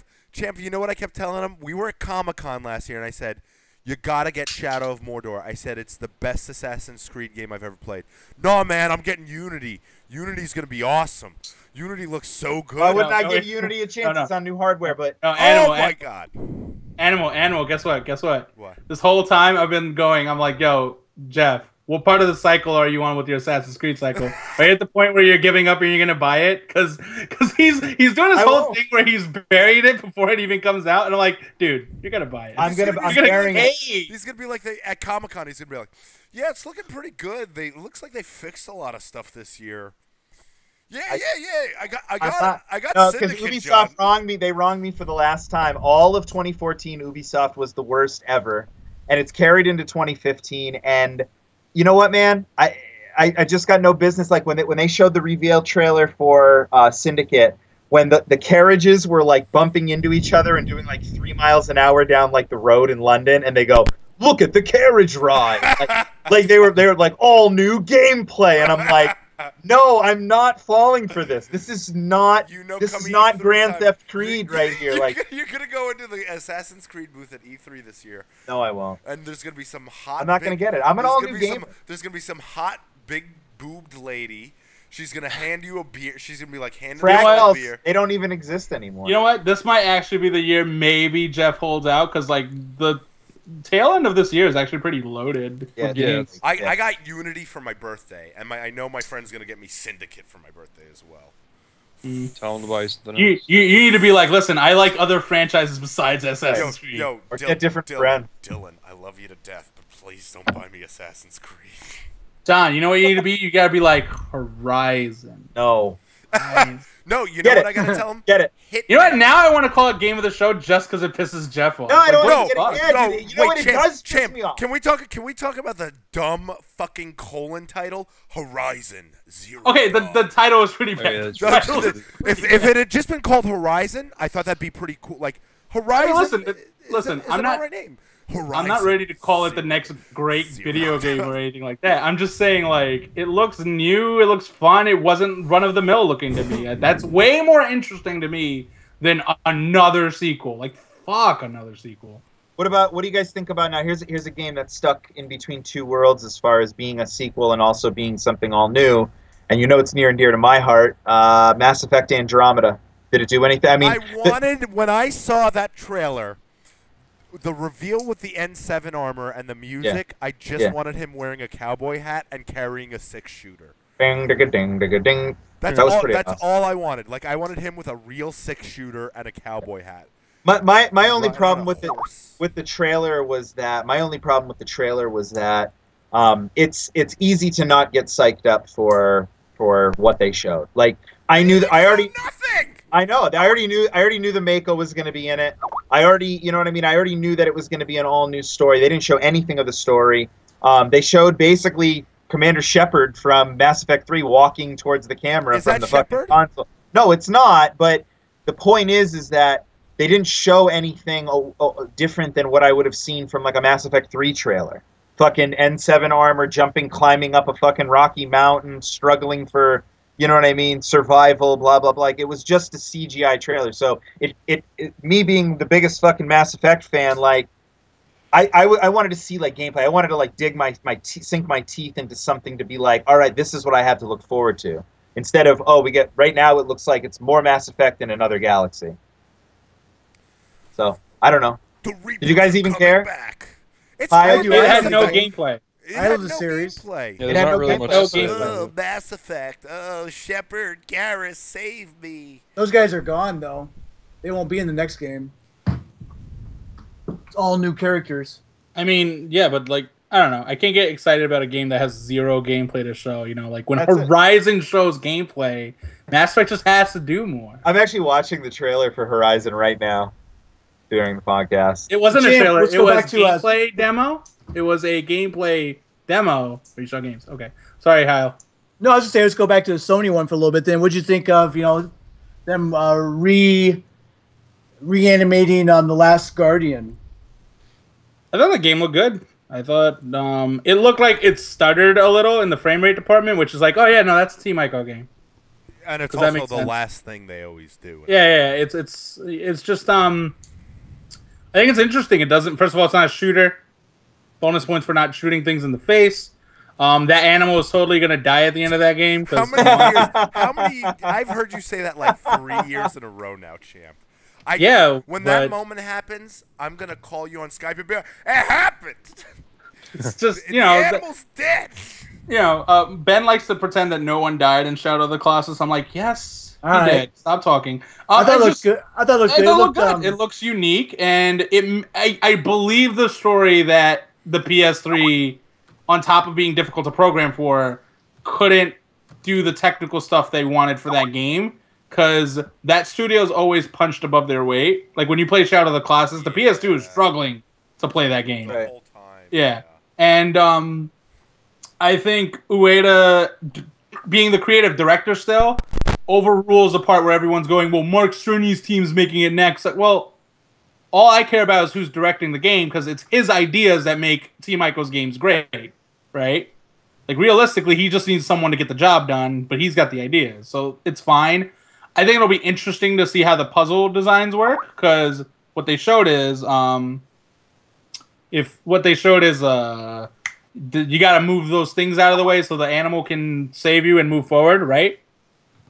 Right? Yeah. Right? Yes. Right? Okay. Yep. So, like, a lot of the game's just going to be built around that, which Yeah. I think is fine, because that's good. It's a adventure game. We don't get enough adventure-y games at this point. Fucking Tomb Raider's a shooter more than it is a adventure game at this point. But people are gassing that shit up by hating on Horizon. Just throwing that out there. Anyway.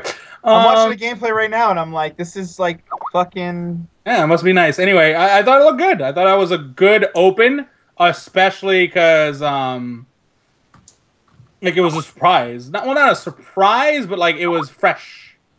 It was everyone that had, like, a support group and given up on Last Guardian sort of got new hope. And in my case, I had to eat a lot of crow, because on our podcast, I said, if they show The Last Guardian this year at E3, I'll spend 5 minutes saying positive things about Bungie on a podcast. So... Okay, Fuck. so let's move on since we want to get this wrapped up here. So, I pronounced the game wrong, I guess, for all my whole life. So, what about the Kickstarter game? I'll have you pronounce it. I always thought it was Shenmue, but Shenmue 3. yep. So, what do you think about the fastest crowdfunding? So they said that's his project. He didn't really say it was Sony, but in less than 12 hours. and I liked how Sony did it though too, because he said this isn't our project, this is his project, and here he is. So they really didn't say that. It's a Sony game. He said it's coming out for PS4, of course, but I liked how he framed it, though. I thought that was good. I mean, maybe nobody else noticed that, but he didn't take credit for the project for Sony. He just said that this is his project. We're going to bring him out and let him talk about it, and he did. I like it. I'm going to get it on the PS4. So what do you think of that, Champ? I thought it was great in the sense that it made the press conference entertaining, because, like I said, the crowd was into it. It was an oh shit moment, right? Because I feel like Shenmue 3 is on like that very short list of that game's never happening, right? And it's happening now. And it's happening. Like I said, it was like the Make-A-Wish Holy Foundation shit. at a press conference. Mirror's Edge 2 is happening.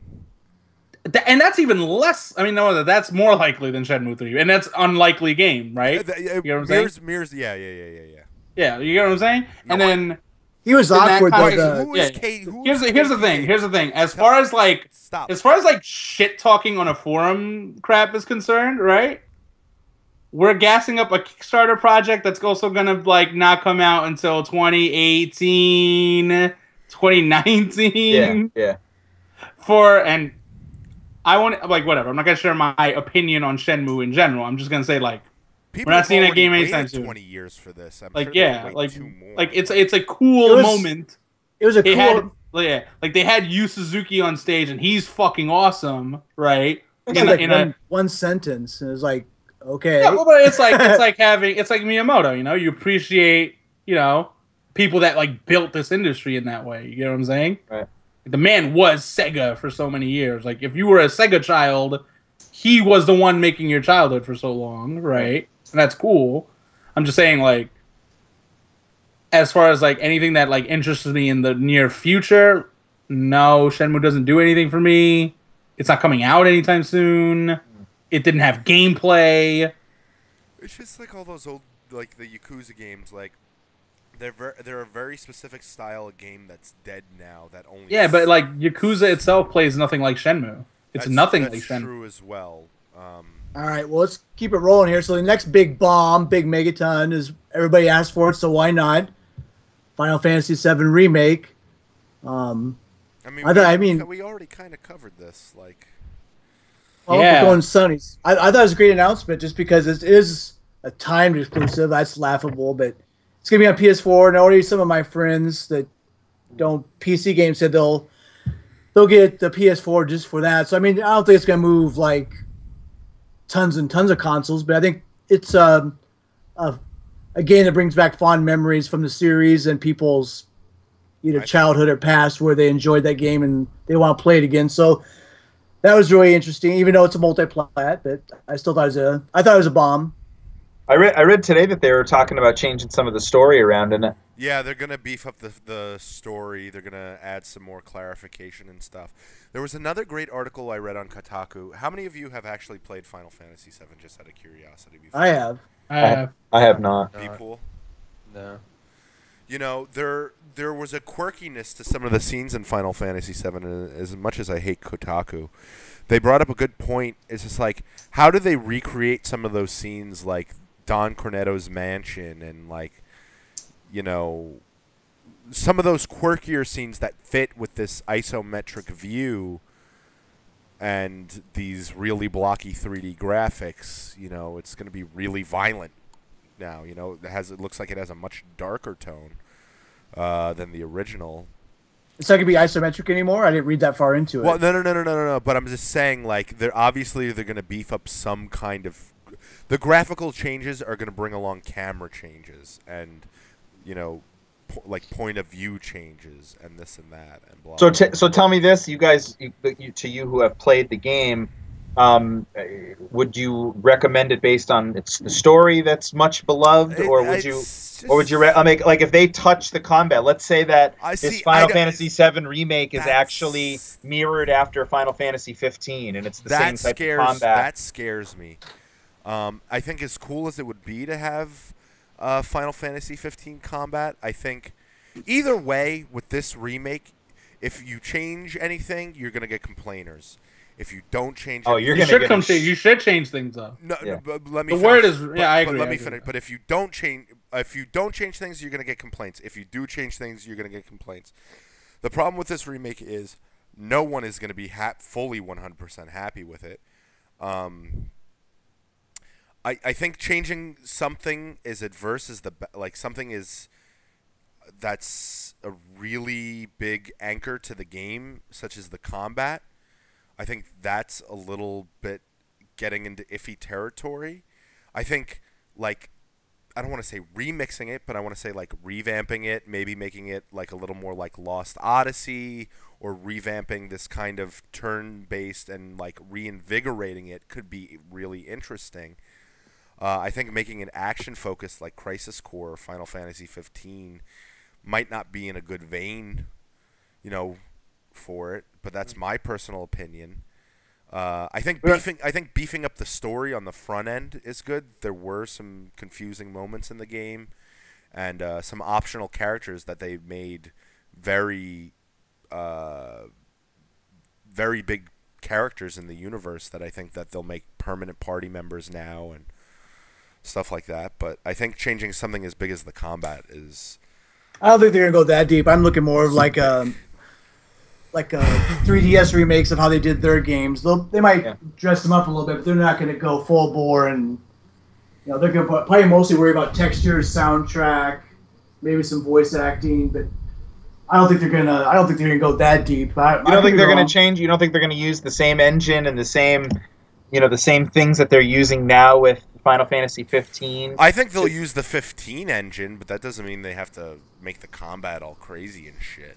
No, but I think what Hyle's saying is that they're going to make an isometric, same. Yeah, there's no way they're going to change that to like whatever. I think you got to keep like the core of what people like about Final Fantasy VII. Yeah, you can't just make it a. I don't know. Yeah, you got to keep the materia system in some way. You got to keep it a turn-based game. Just make a good, interesting turn-based battle system. Those aren't hard. Plenty of JRPGs have been fantastic for those reasons. Lost Odyssey. I think certain characters need to be rewritten. I think Barrett in today's climate would get a new one because he's absolutely a shitty character when he comes down to it. He has a good story arc. The character's terrible, right? And he's I think really if you're gonna do the death of Aeris again, you have to actually make Aeris like a meaningful part of the story. Because for a lot of people, she can die. It's like I give no fucks. Well, that's right? that's the thing about Aeris is like they put her as the center of the story, but the other thing is like right after Aeris dies, the very next thing can't be the snowboard minigame, right? This is the dumbest thing ever. So like I think you got to go Resident Evil 1 with it. Like the story behind Resident Evil 1 is that Capcom forced that live action stuff on Shinji Mikami. So when he went back to remake Resident Evil 1, he remade it. Like, he kept the core of that game, but he took the things he wanted to do all those years ago and fixed it. And how many non-believers are there in Resident Evil Remake? Not that many. Like, people love that game. Honestly, right? I think Champ, I was talking to my best friend of forever about Remake. I mean, we're probably some of the biggest Resident Evil critics. And he came to me, he's like, dude, I love most of the games, 5's a good co-op game. 6, there is no Resident Evil 6. Exactly. And that's like the one universally hated Resident Evil at this point. I even hate it, and I'm a big Resident Evil fan. You played some bad games last gen. Yeah, I did. And that being said, I think Resident Evil Remake is probably one of the most important remakes and one of the best remakes of our time. It is the best remake. It is the bar for a remake. There's no remake they changed that's better than they changed enough of it around to make it new and fresh. They added elements to the combat that made it interesting. They added new modes. They added new areas. They added new story elements. I mean, they really beefed it up a lot. And it was amazing for a 2002 game. It was absolutely stunning, and for them to bring it and for it to still be that good in this day and age, to like really shit on a lot of other. Not that we've had many remakes, but so you like it? Well, the Resident Evil remake's really good. Like I just started playing it. It's a really good game, and it's a really strong game. It's a really strong remake. Like, it fundamentally changes a lot of things while keeping the core. Yeah. All right. Well, let's wrap this puppy up because we've been on here a while. Does anyone want to start with giving me a game of show and maybe your conference of show? How about we give 3 games a show? One's way too hard for me. I can't do one. How about just notable games? Whatever game stood out. 1, 2, 3 games, whatever. Okay, I'll kick it off. Notable games for me were Mirror's Edge Catalyst. For those of you who know me from the board, I've been waiting for this game since, 2006, 2007? And this game, they're finally making it open world, go anywhere, no guns, and I think it's going to be a really strong game. I think it's going to be good. Depends on how they flesh it out and how they structure it, but otherwise I think it'll be really strong. As always, I'm excited for Hitman. Hitman will be a solid game. Blood Money's a really fantastic game, and like Champ discussed, Absolution had some good ideas that added to it, but it didn't really bring it to the next level. I think they need to get rid of that score system, though, to be honest. And then my third game would probably be, once again, No Man's Sky. I mean, that looks like the indie to end all indies. Oh, and Conference of the Show is Sony. For me. Wow. All right. No Man's Sky would be right up there for me. I mean, I've been kind of pining on that game, and I know that. Like the guy, Champ, what did you think? You've always been a big critic about the idea that dude never looks you in the eye, and that when he comes out, he's a lying sack of shit. Yeah, when he comes out to show his games, that he's actually never actually shows you his game. It's always some type of, pre-rendered thing. So I randomly picked this planet. I randomly didn't know the aliens were. I'm not believing that for 5 seconds, for starters. As for No Man's Sky, what did they showed you can explore space, which we already knew. They keep saying, like, you have all these planets to explore, but I'm still not seeing, like, they're assuming that you're always going to randomly want to explore these planets and not eventually go, oh, right, there's nothing else to do in this game but find random bullshit procedural planet that has nothing to it, right? Right. Like, I don't find that interesting, personally. I think it makes sense with like maybe just that style of game doesn't appeal to me because I don't like Minecraft doesn't appeal to me, but Minecraft is a whole lot of make your own fun, right? Yeah. If No Man's Sky to me, if I was to describe it, is make your own fun the video game. So in that context, like it'll appeal to a lot of people. It's just not my type of thing. I still say until you show me that game being played by other people and it's doing exactly the things he's saying, then what's there to believe in, right? Yeah. Because if it's real, why aren't we seeing E3 floor demos of that game? That game's coming out. Yeah, it's supposed to come out this year. Yeah. I doubt it's going to, but yeah, exactly. Yeah. All right. So same i3 and E3. Yeah, go for it. You want B-Pool to go next? Maybe B-Pool. Yeah, I might have to think about it. All right, I typed up my list already. It's not too exciting. Deus Ex, Mankind Divided. It's a good game. It's gonna be a good game. I mean, Human Revolution was solid, and I think loved it. Mankind Divided will be if it's solid like Human Revolution, it'll be fucking amazing. Yeah, I loved Human Revolution. So, Fallout 4, loved Fallout 3, loved New Vegas. That thing, the stuff they're showing with like where you build your own town, that looks really cool. There was a mod for New Vegas. It was called New Vegas Defense. Yeah. Where you basically did the same thing, where you built up your own town and had to defend it, except it was more, a lot more bare bones than obviously what Bethesda's gonna be making. But I've like already started like thinking about like how I'm gonna make my town and whatnot. Yep. Like I'm super excited for that. And number 3, Just Cause 3. Oh, Yes. B-Pool, that's Holy shit. Yeah, I saw some gameplay of that today, and it looks pretty tight. Yeah, it's funny because with Just Cause 2, a lot of the mods that I used for that game are pretty much in here by default. Like there was a mod to have like multiple tether ropes and whatnot, and then like obviously I have the wingsuit now. Like I used that for Just Cause 2, and then I use this flying mod, so like it's pretty much exactly how I played 2. But obviously they've got some more stuff in there too. Like I guess you can like tighten your grapples to like add strength to it, so you can attach heavier stuff to things. Yeah. And it just looks insane. And it's just I don't know, games like that. It's just all about just over the top, ridiculous fun. Right. It's kind of like Saints Row, the same vein of that. Yep. I'm really digging that. Conference of the show. I guess I'd give it to Sony, just because they had all those like pretty much dream games that people have been saying are vaporware or never going to happen for years and years, and out of nowhere they drop all 3 of them on you. Like no one could have predicted that. Wait, all 3? Oh yeah, Last Guardian. Yeah, Last Guardian, Shenmue, and Final Fantasy. Final Fantasy. Yeah, but I will say, the Microsoft's HoloLens. I don't know if that's a smoke and mirrors thing with like how Kinect was, especially they got that same guy that Kudo. Yeah, Kudo or whatever that he unveiled the Kinect. Him being there, lessens my confidence in it. But without sunglasses though, without sunglasses, so he's looking you in the eye. Yeah, he's grown up. Champ likes that. People look at him in the eye. If you're honest, look people in the eye. Come on. Yeah.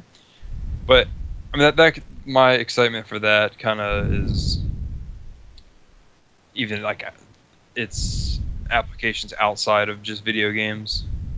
Right. I think that could be really cool. Yeah. But obviously not enough to win the show.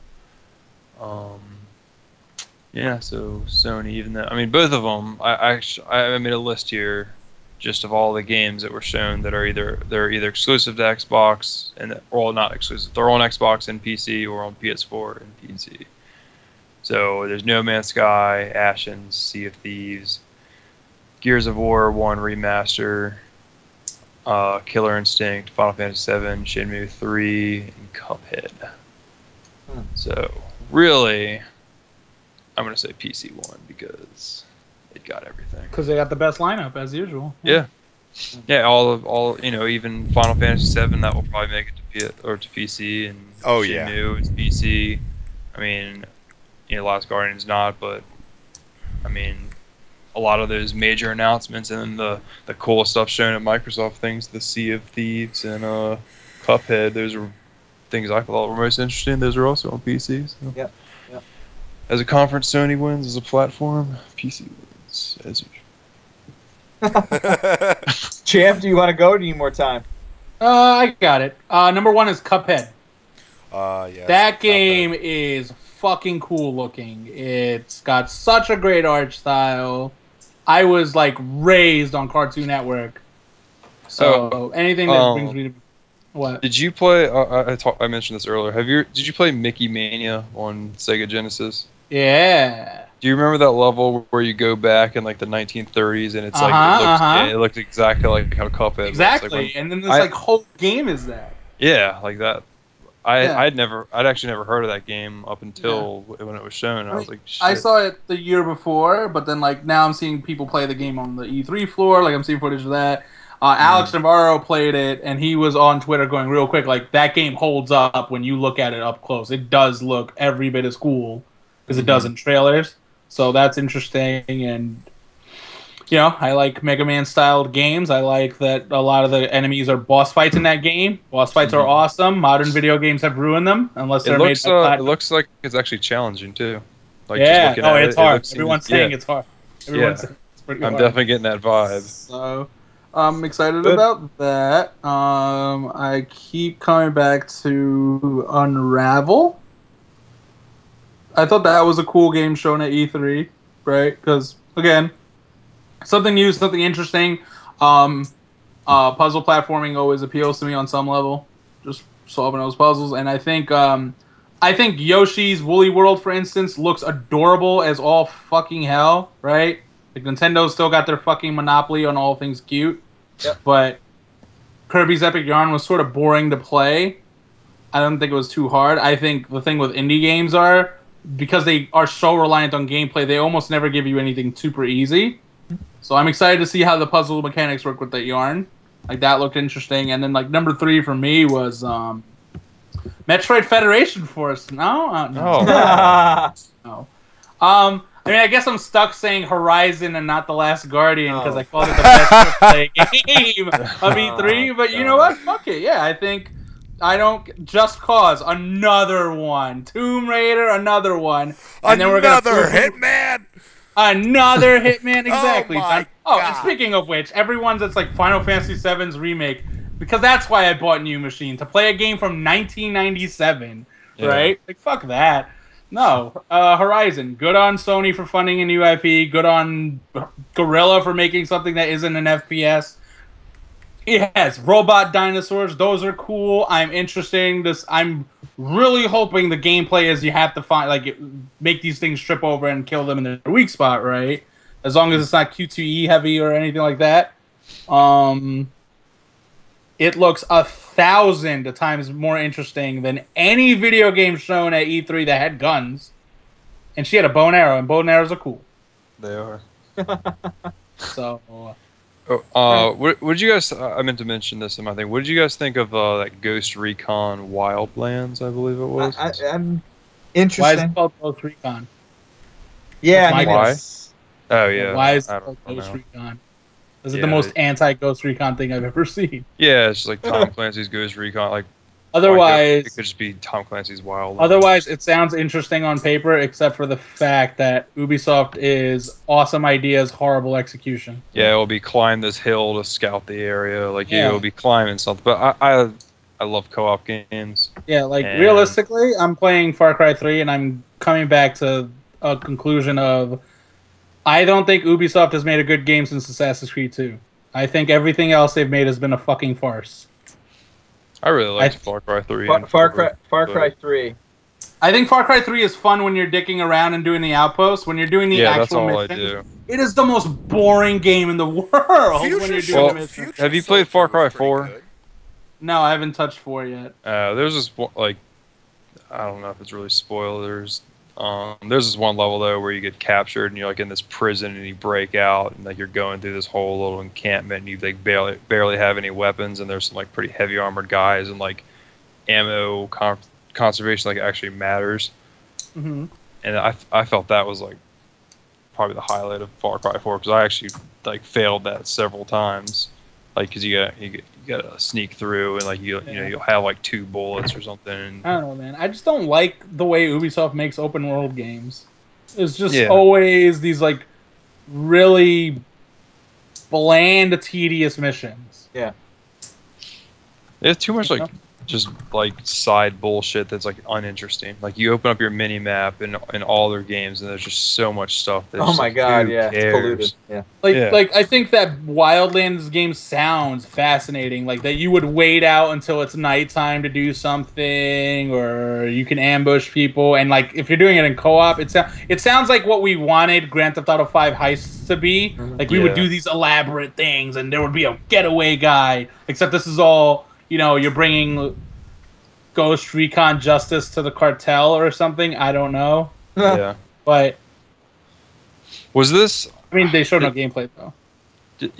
Was it just Hitman that talked about this? Where like if you fail like a mission, like you fail for good. Was that Hitman and this game, or just Hitman? Like they said, if you like go on a mission, like kill somebody, like if you fail it, like that opportunity is just missed. Like you can't. It's like whatever happens. I don't know. I think Hitman's episodic though. I know Hitman's like that. They're like world assassinations. Like they'll say like this mission is going to be available for 48 hours or something.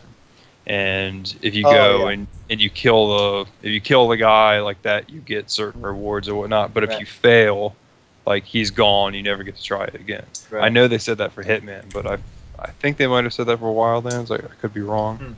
Interesting. But that, like just in a co-op setting, that really interests me. Yeah. So, Champ, did you say that you gave it to Sony for the best conference of show? It was the only one that was fun to watch. Yeah. Right? Like, if you don't make it this a lineup thing and you just talk about which press conference was fun to watch. Sony makes How it is it not the fun. Sony one? They always make it fun. Not last year. Last year they made it boring. Like I said, last year's sucked. Powers. Yeah. Like I said, Like last when they year was- won that, when they shat on Microsoft, I didn't care about the games they showed. The games they showed were garbage. But when they shat on Microsoft, it's like, no, that's the best press conference because they shat on them. It Everyone was loves fun. It was just Microsoft. fun to watch. Like they bring and an then energy this that E3 just gets you excited. The crowd was happy. There was that one guy just standing in sheer disbelief at Sony's press conference. Shenmue 3, he goes. Yeah, like the whole time, like I said, you know, for a few minutes you were like, all right, Sony's about to announce Half-Life 3. It's coming. It's in Super Metroid 2. We out of here. You know, just Sony's just gonna release everything. Where's Dino Crisis 3? They're gonna fix Capcom, right? Like, Yeah, it's pretty good. and then I think, as you said, Uncharted 4 had a good showing as like for one of those really bad Me Too games. It had a good showing. So yeah, Sony. Yeah. Heil? Did Heil go? No, I would say my number one would be Uncharted 4. We actually saw that sequence, even though it's a sequel like Champ hates. But that's probably my favorite series out of all these since I went back to console gaming. So yeah, Hiroki said they got your heart pounding and gunfire and a fun car chase and the characters. So I'm really looking forward to that. Next would be Fallout 4. That came out abruptly. I got the Pip-Boy ordered, so that was just really unexpected. This came out, and it's like I wasn't expecting to come out this year, and all of a sudden, bam, this fall. So we knew they were working on it, but you just don't see announcements, and then 5 months later the game comes out. That's odd, I think. Maybe it's not, but I wasn't expecting it to come out, so that would be it. And then Battlefront. I'm a Star Wars geek, so I'm really looking forward to it. Even though it's multiplayer only, I guess I'm going to take my lumps. Hopefully they have some where you can play the bots. I don't know. Otherwise, I'm going to be going a lot of negative or shitty kill-to-death ratios, but that's okay. And Heil, the King Cow, who was the winner of show. I thought Sony was, but I'd give Sony like a 9, Microsoft an 8, and then Nintendo probably like a 4. What So about I think, PC? I'm really indifferent to that. I mean, PC probably is PC the was kinda best, but different. they're, according to WASD, they were really disorganized. Valve wasn't there. Blizzard wasn't there, so... Blizzard was. They should. Were they there? They showed something. Yeah, they showed it, StarCraft and Heroes. Oh, of I'm the sorry Storm. then. Heroes of the Sorry. Storm, yeah. I didn't watch the whole thing, so I'm happy Just Cause 3, but I'll probably get that on PS4. I don't think there's any PS4 exclusive besides Star Citizen, or sorry, PC exclusives I'm going to get besides Star Citizen. I got to build a new computer for that, so. Yep. Yeah. All right, I'll run mine quick. I'm gonna give mine to Mass Effect Andromeda on the idea that I gathered my family around the TV and I made them watch it with me. No, you didn't. I swear to God, I did. No, you didn't. No, I'm not kidding. I'm gonna call CPS on you. No, we sat and watched it together and we all cheered. And well, my wife doesn't cheer; she just shakes her head No, at you, me. You didn't show your whole. But the kids are like, "Dad, is that Commander Shepard?" No, you I didn't. swear to God, they're like, "Where's Garrus, Dad?" I'm gonna drive up there tonight.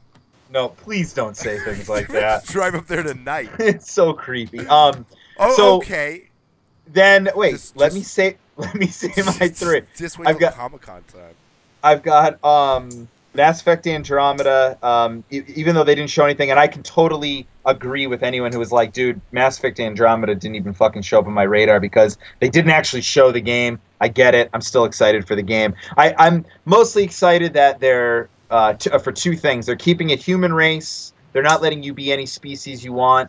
The thing I really liked about Mass Effect is that it was how humans related to organic life in the galaxy, and I thought that was kind of like a really cool undertone of the narrative and how we relate to alien life. And so I'm kind of glad that they're keeping that as a central theme.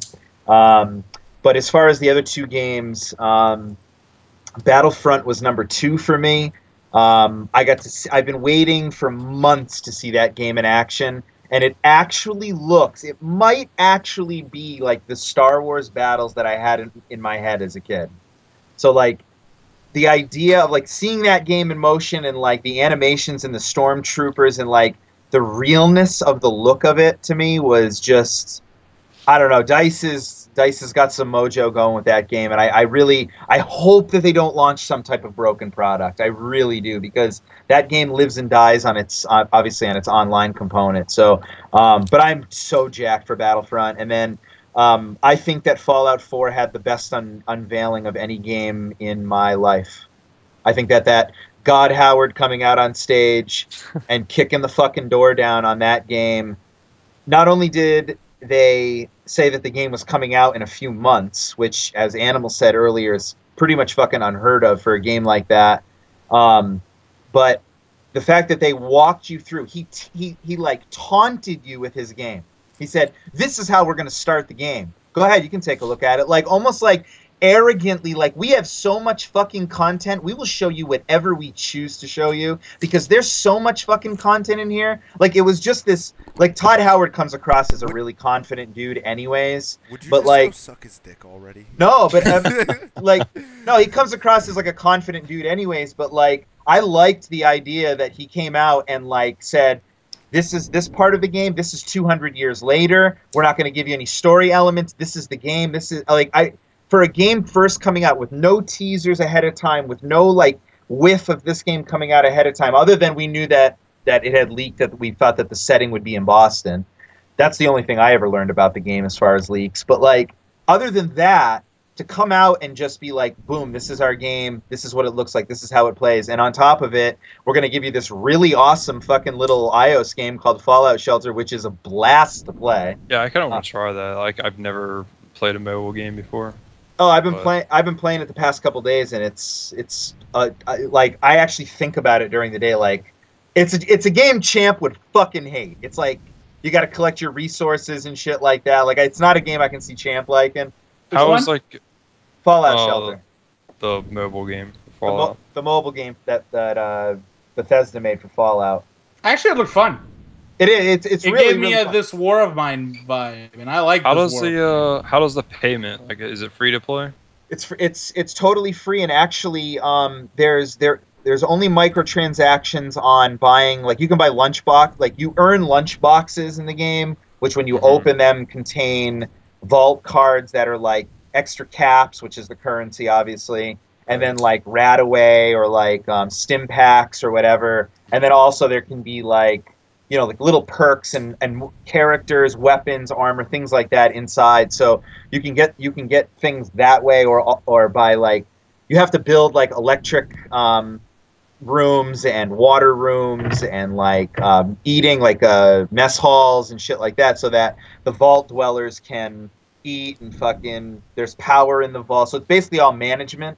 But you just keep adding, and you keep sending your like people that show up at the waste or at the vault door. You just keep sending them out to like scavenge for resources and shit. So Oh, that's cool. So they come in and out of the vault. you can send them in and out looking for things. But like, Oh, that's cool. yeah. But anyways, I thought Fallout 4 was the best unveiling of any game that I've seen, and I really, really like the way that Bethesda handled that game. So that's my number one. And my game of show is, I'm going to actually say the Bethesda conference, because I thought that fucking Dishonored 2 Good looked Oh, sure. I forgot all about that. absolutely fucking legit. And I did not care all that much for Dishonored 1, but Dishonored 2 was fucking, that looked really, really good.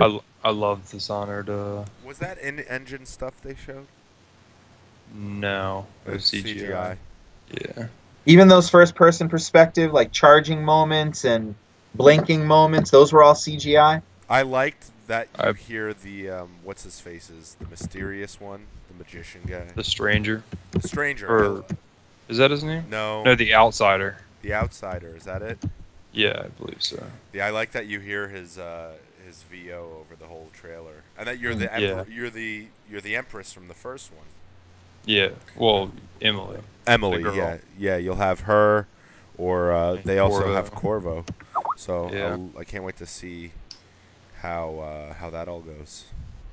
Yeah. Mm. Let's go back to Fallout real fast. One thing that I didn't really understand is, you see you're the dad, or on the trailer it's the dad. He goes down the vault, and then Todd Howard says events transpire, and you come out 200 years later. How the fuck do you stay alive for 200 years and then come out as the same age? Well, Maybe cryo some form of cryo sleep. he said events Yeah. transpire. Yeah, like I'm curious, like what the hell actually happens where, I don't know. I And think then it's like under the pretense that your wife and child die, but then he had that line about, oh, your kid will look like if you customize the mom and the dad, your kid will look like a mixture of them. Yeah. So I guess that implies that you see the kid will at be least. alive. Right. Or maybe generations down the line. I mean, there's got to be some kind of cryo, because the way you think about it, the Vault Tech guy, he has to be an android, because you see him in the trailer walking down the street, but he's also evacuating everybody. Mm-hmm. So you have to assume that androids exist. Maybe this guy's an android. I don't know. Yeah, it'll be fun. It'll be fun to find out. But, yeah. So everybody all around though, E3 best one in 3-4 years, 5 years maybe. No, I'd say Probably. it's the best one since the new console's released. It's the best one since 2013. 2014 was kind of a wash. I can't even remember that far back. Like this one, like as good as How old are you? 25. You got to get your shit checked, buddy. Yeah. Well, it's like, because the things that I remember from past ones, they're always like the ridiculous, like funny things, like Oh, the Robbie like, Drums yeah. thing. Like I'll Yeah. never forget that. Well, that was like 2006, I believe. Was that the Connect drumming? No, what was it? No, it was the Wii music thing. Right, Wii Robbie music. Drums, he came out like Yeah, that was, yeah. like this year they didn't have anything like that. Like it was so good. Like everything was just like, oh yeah, that's cool. There was no like, oh, this was so ridiculous. Like the Jack Tretton blowing out Microsoft. Yeah. Like that's like a paramount moment of like E3. Like Right. you don't forget that. And this one was just kind of like there was no like I guess Shenmue and Final Fantasy. That's like people aren't going to forget that. But Right. I just usually remember like the ridiculous, like silly stuff that always happens at those. Yeah, I know. Like Peter Moore, he came out on the Xbox, and when I saw him come out and talk about EA, I got thinking about the tattoo arms, Yeah. the GTA and Halo. It wasn't one of them Halo, one of his tattoos. Yes. Yeah, but Yeah, but anyways, guys, let's wrap this thing up. Yeah, I gotta poop and shower like so bad. I gotta go to bed. I gotta work in the morning. But we want to say thanks to Champ. He had to jump off. B-Pool. So thank you. B-Pool, yeah, thank you to both. Wait, what did you say, Hyle? I said thank you to both Champ and B-Pool. We haven't talked to B-Pool on a podcast since our first one like 2 years ago. I know, man, and I try to keep up with B-Pool because he's got such good taste in gaming. So, you know, I chat with him every once in a while. Yeah. He's B-Pool is responsible for my love of Magicka and now Arrowhead Games, which makes... Magicka 2 just came out. Yeah, dude. I don't know if you saw. I haven't gotten around to playing. I haven't either, but it wasn't made by Arrowhead either. It was subbed out to somebody else, but yeah, man, you know, B-Pool's always got good taste, so he's always welcome on the show, and want to say thanks for Animals checking in tonight with us, obviously. At least I wasn't a drunk tonight. That's true. And you're skinny Animal. I miss really fat Animal. What, you miss the sad, drunk, pathetic loser? Oh, God. Instead of Mr. Confidence that you are now with your fucking wife-beater shirt on? Hey, listen, it's summer. It's hot. It's like 80 degrees out here tonight. Yeah. Well. Listen, I got some ladies need some visual for Pedal to the Metal. Oh my God! You have a very skewed fucking perception of what system. Yeah, what's the female demographic of this show? Hey guys. Yeah. I'm sure. Get your yayas out is jacking right now. I just wonder how many. Is that a girl? No, it's a guy. I wonder how many dicks will be attached to pictures of this podcast. Many, I hope. But anyways, so thank you very much again, B-Pool. Thank you, Animal, and I'm going to turn it over. Yeah, we'll talk about that. And I will turn it over to the hashtag legendary. It's nice to say those words again. Heil68. Heil, get us out of here. Yeah, thanks for joining. Hopefully we'll have a little more standard schedule here, get back on track here. But it was nice to take a little break, kind of retool. So we'll hopefully most of these new games come out fall will come up on us here shortly. We'll have a bunch of new games coming out, so a bunch to talk about. So always changing industry, which is nice. New games, new IPs. So look forward to having some new shows shortly. That's all.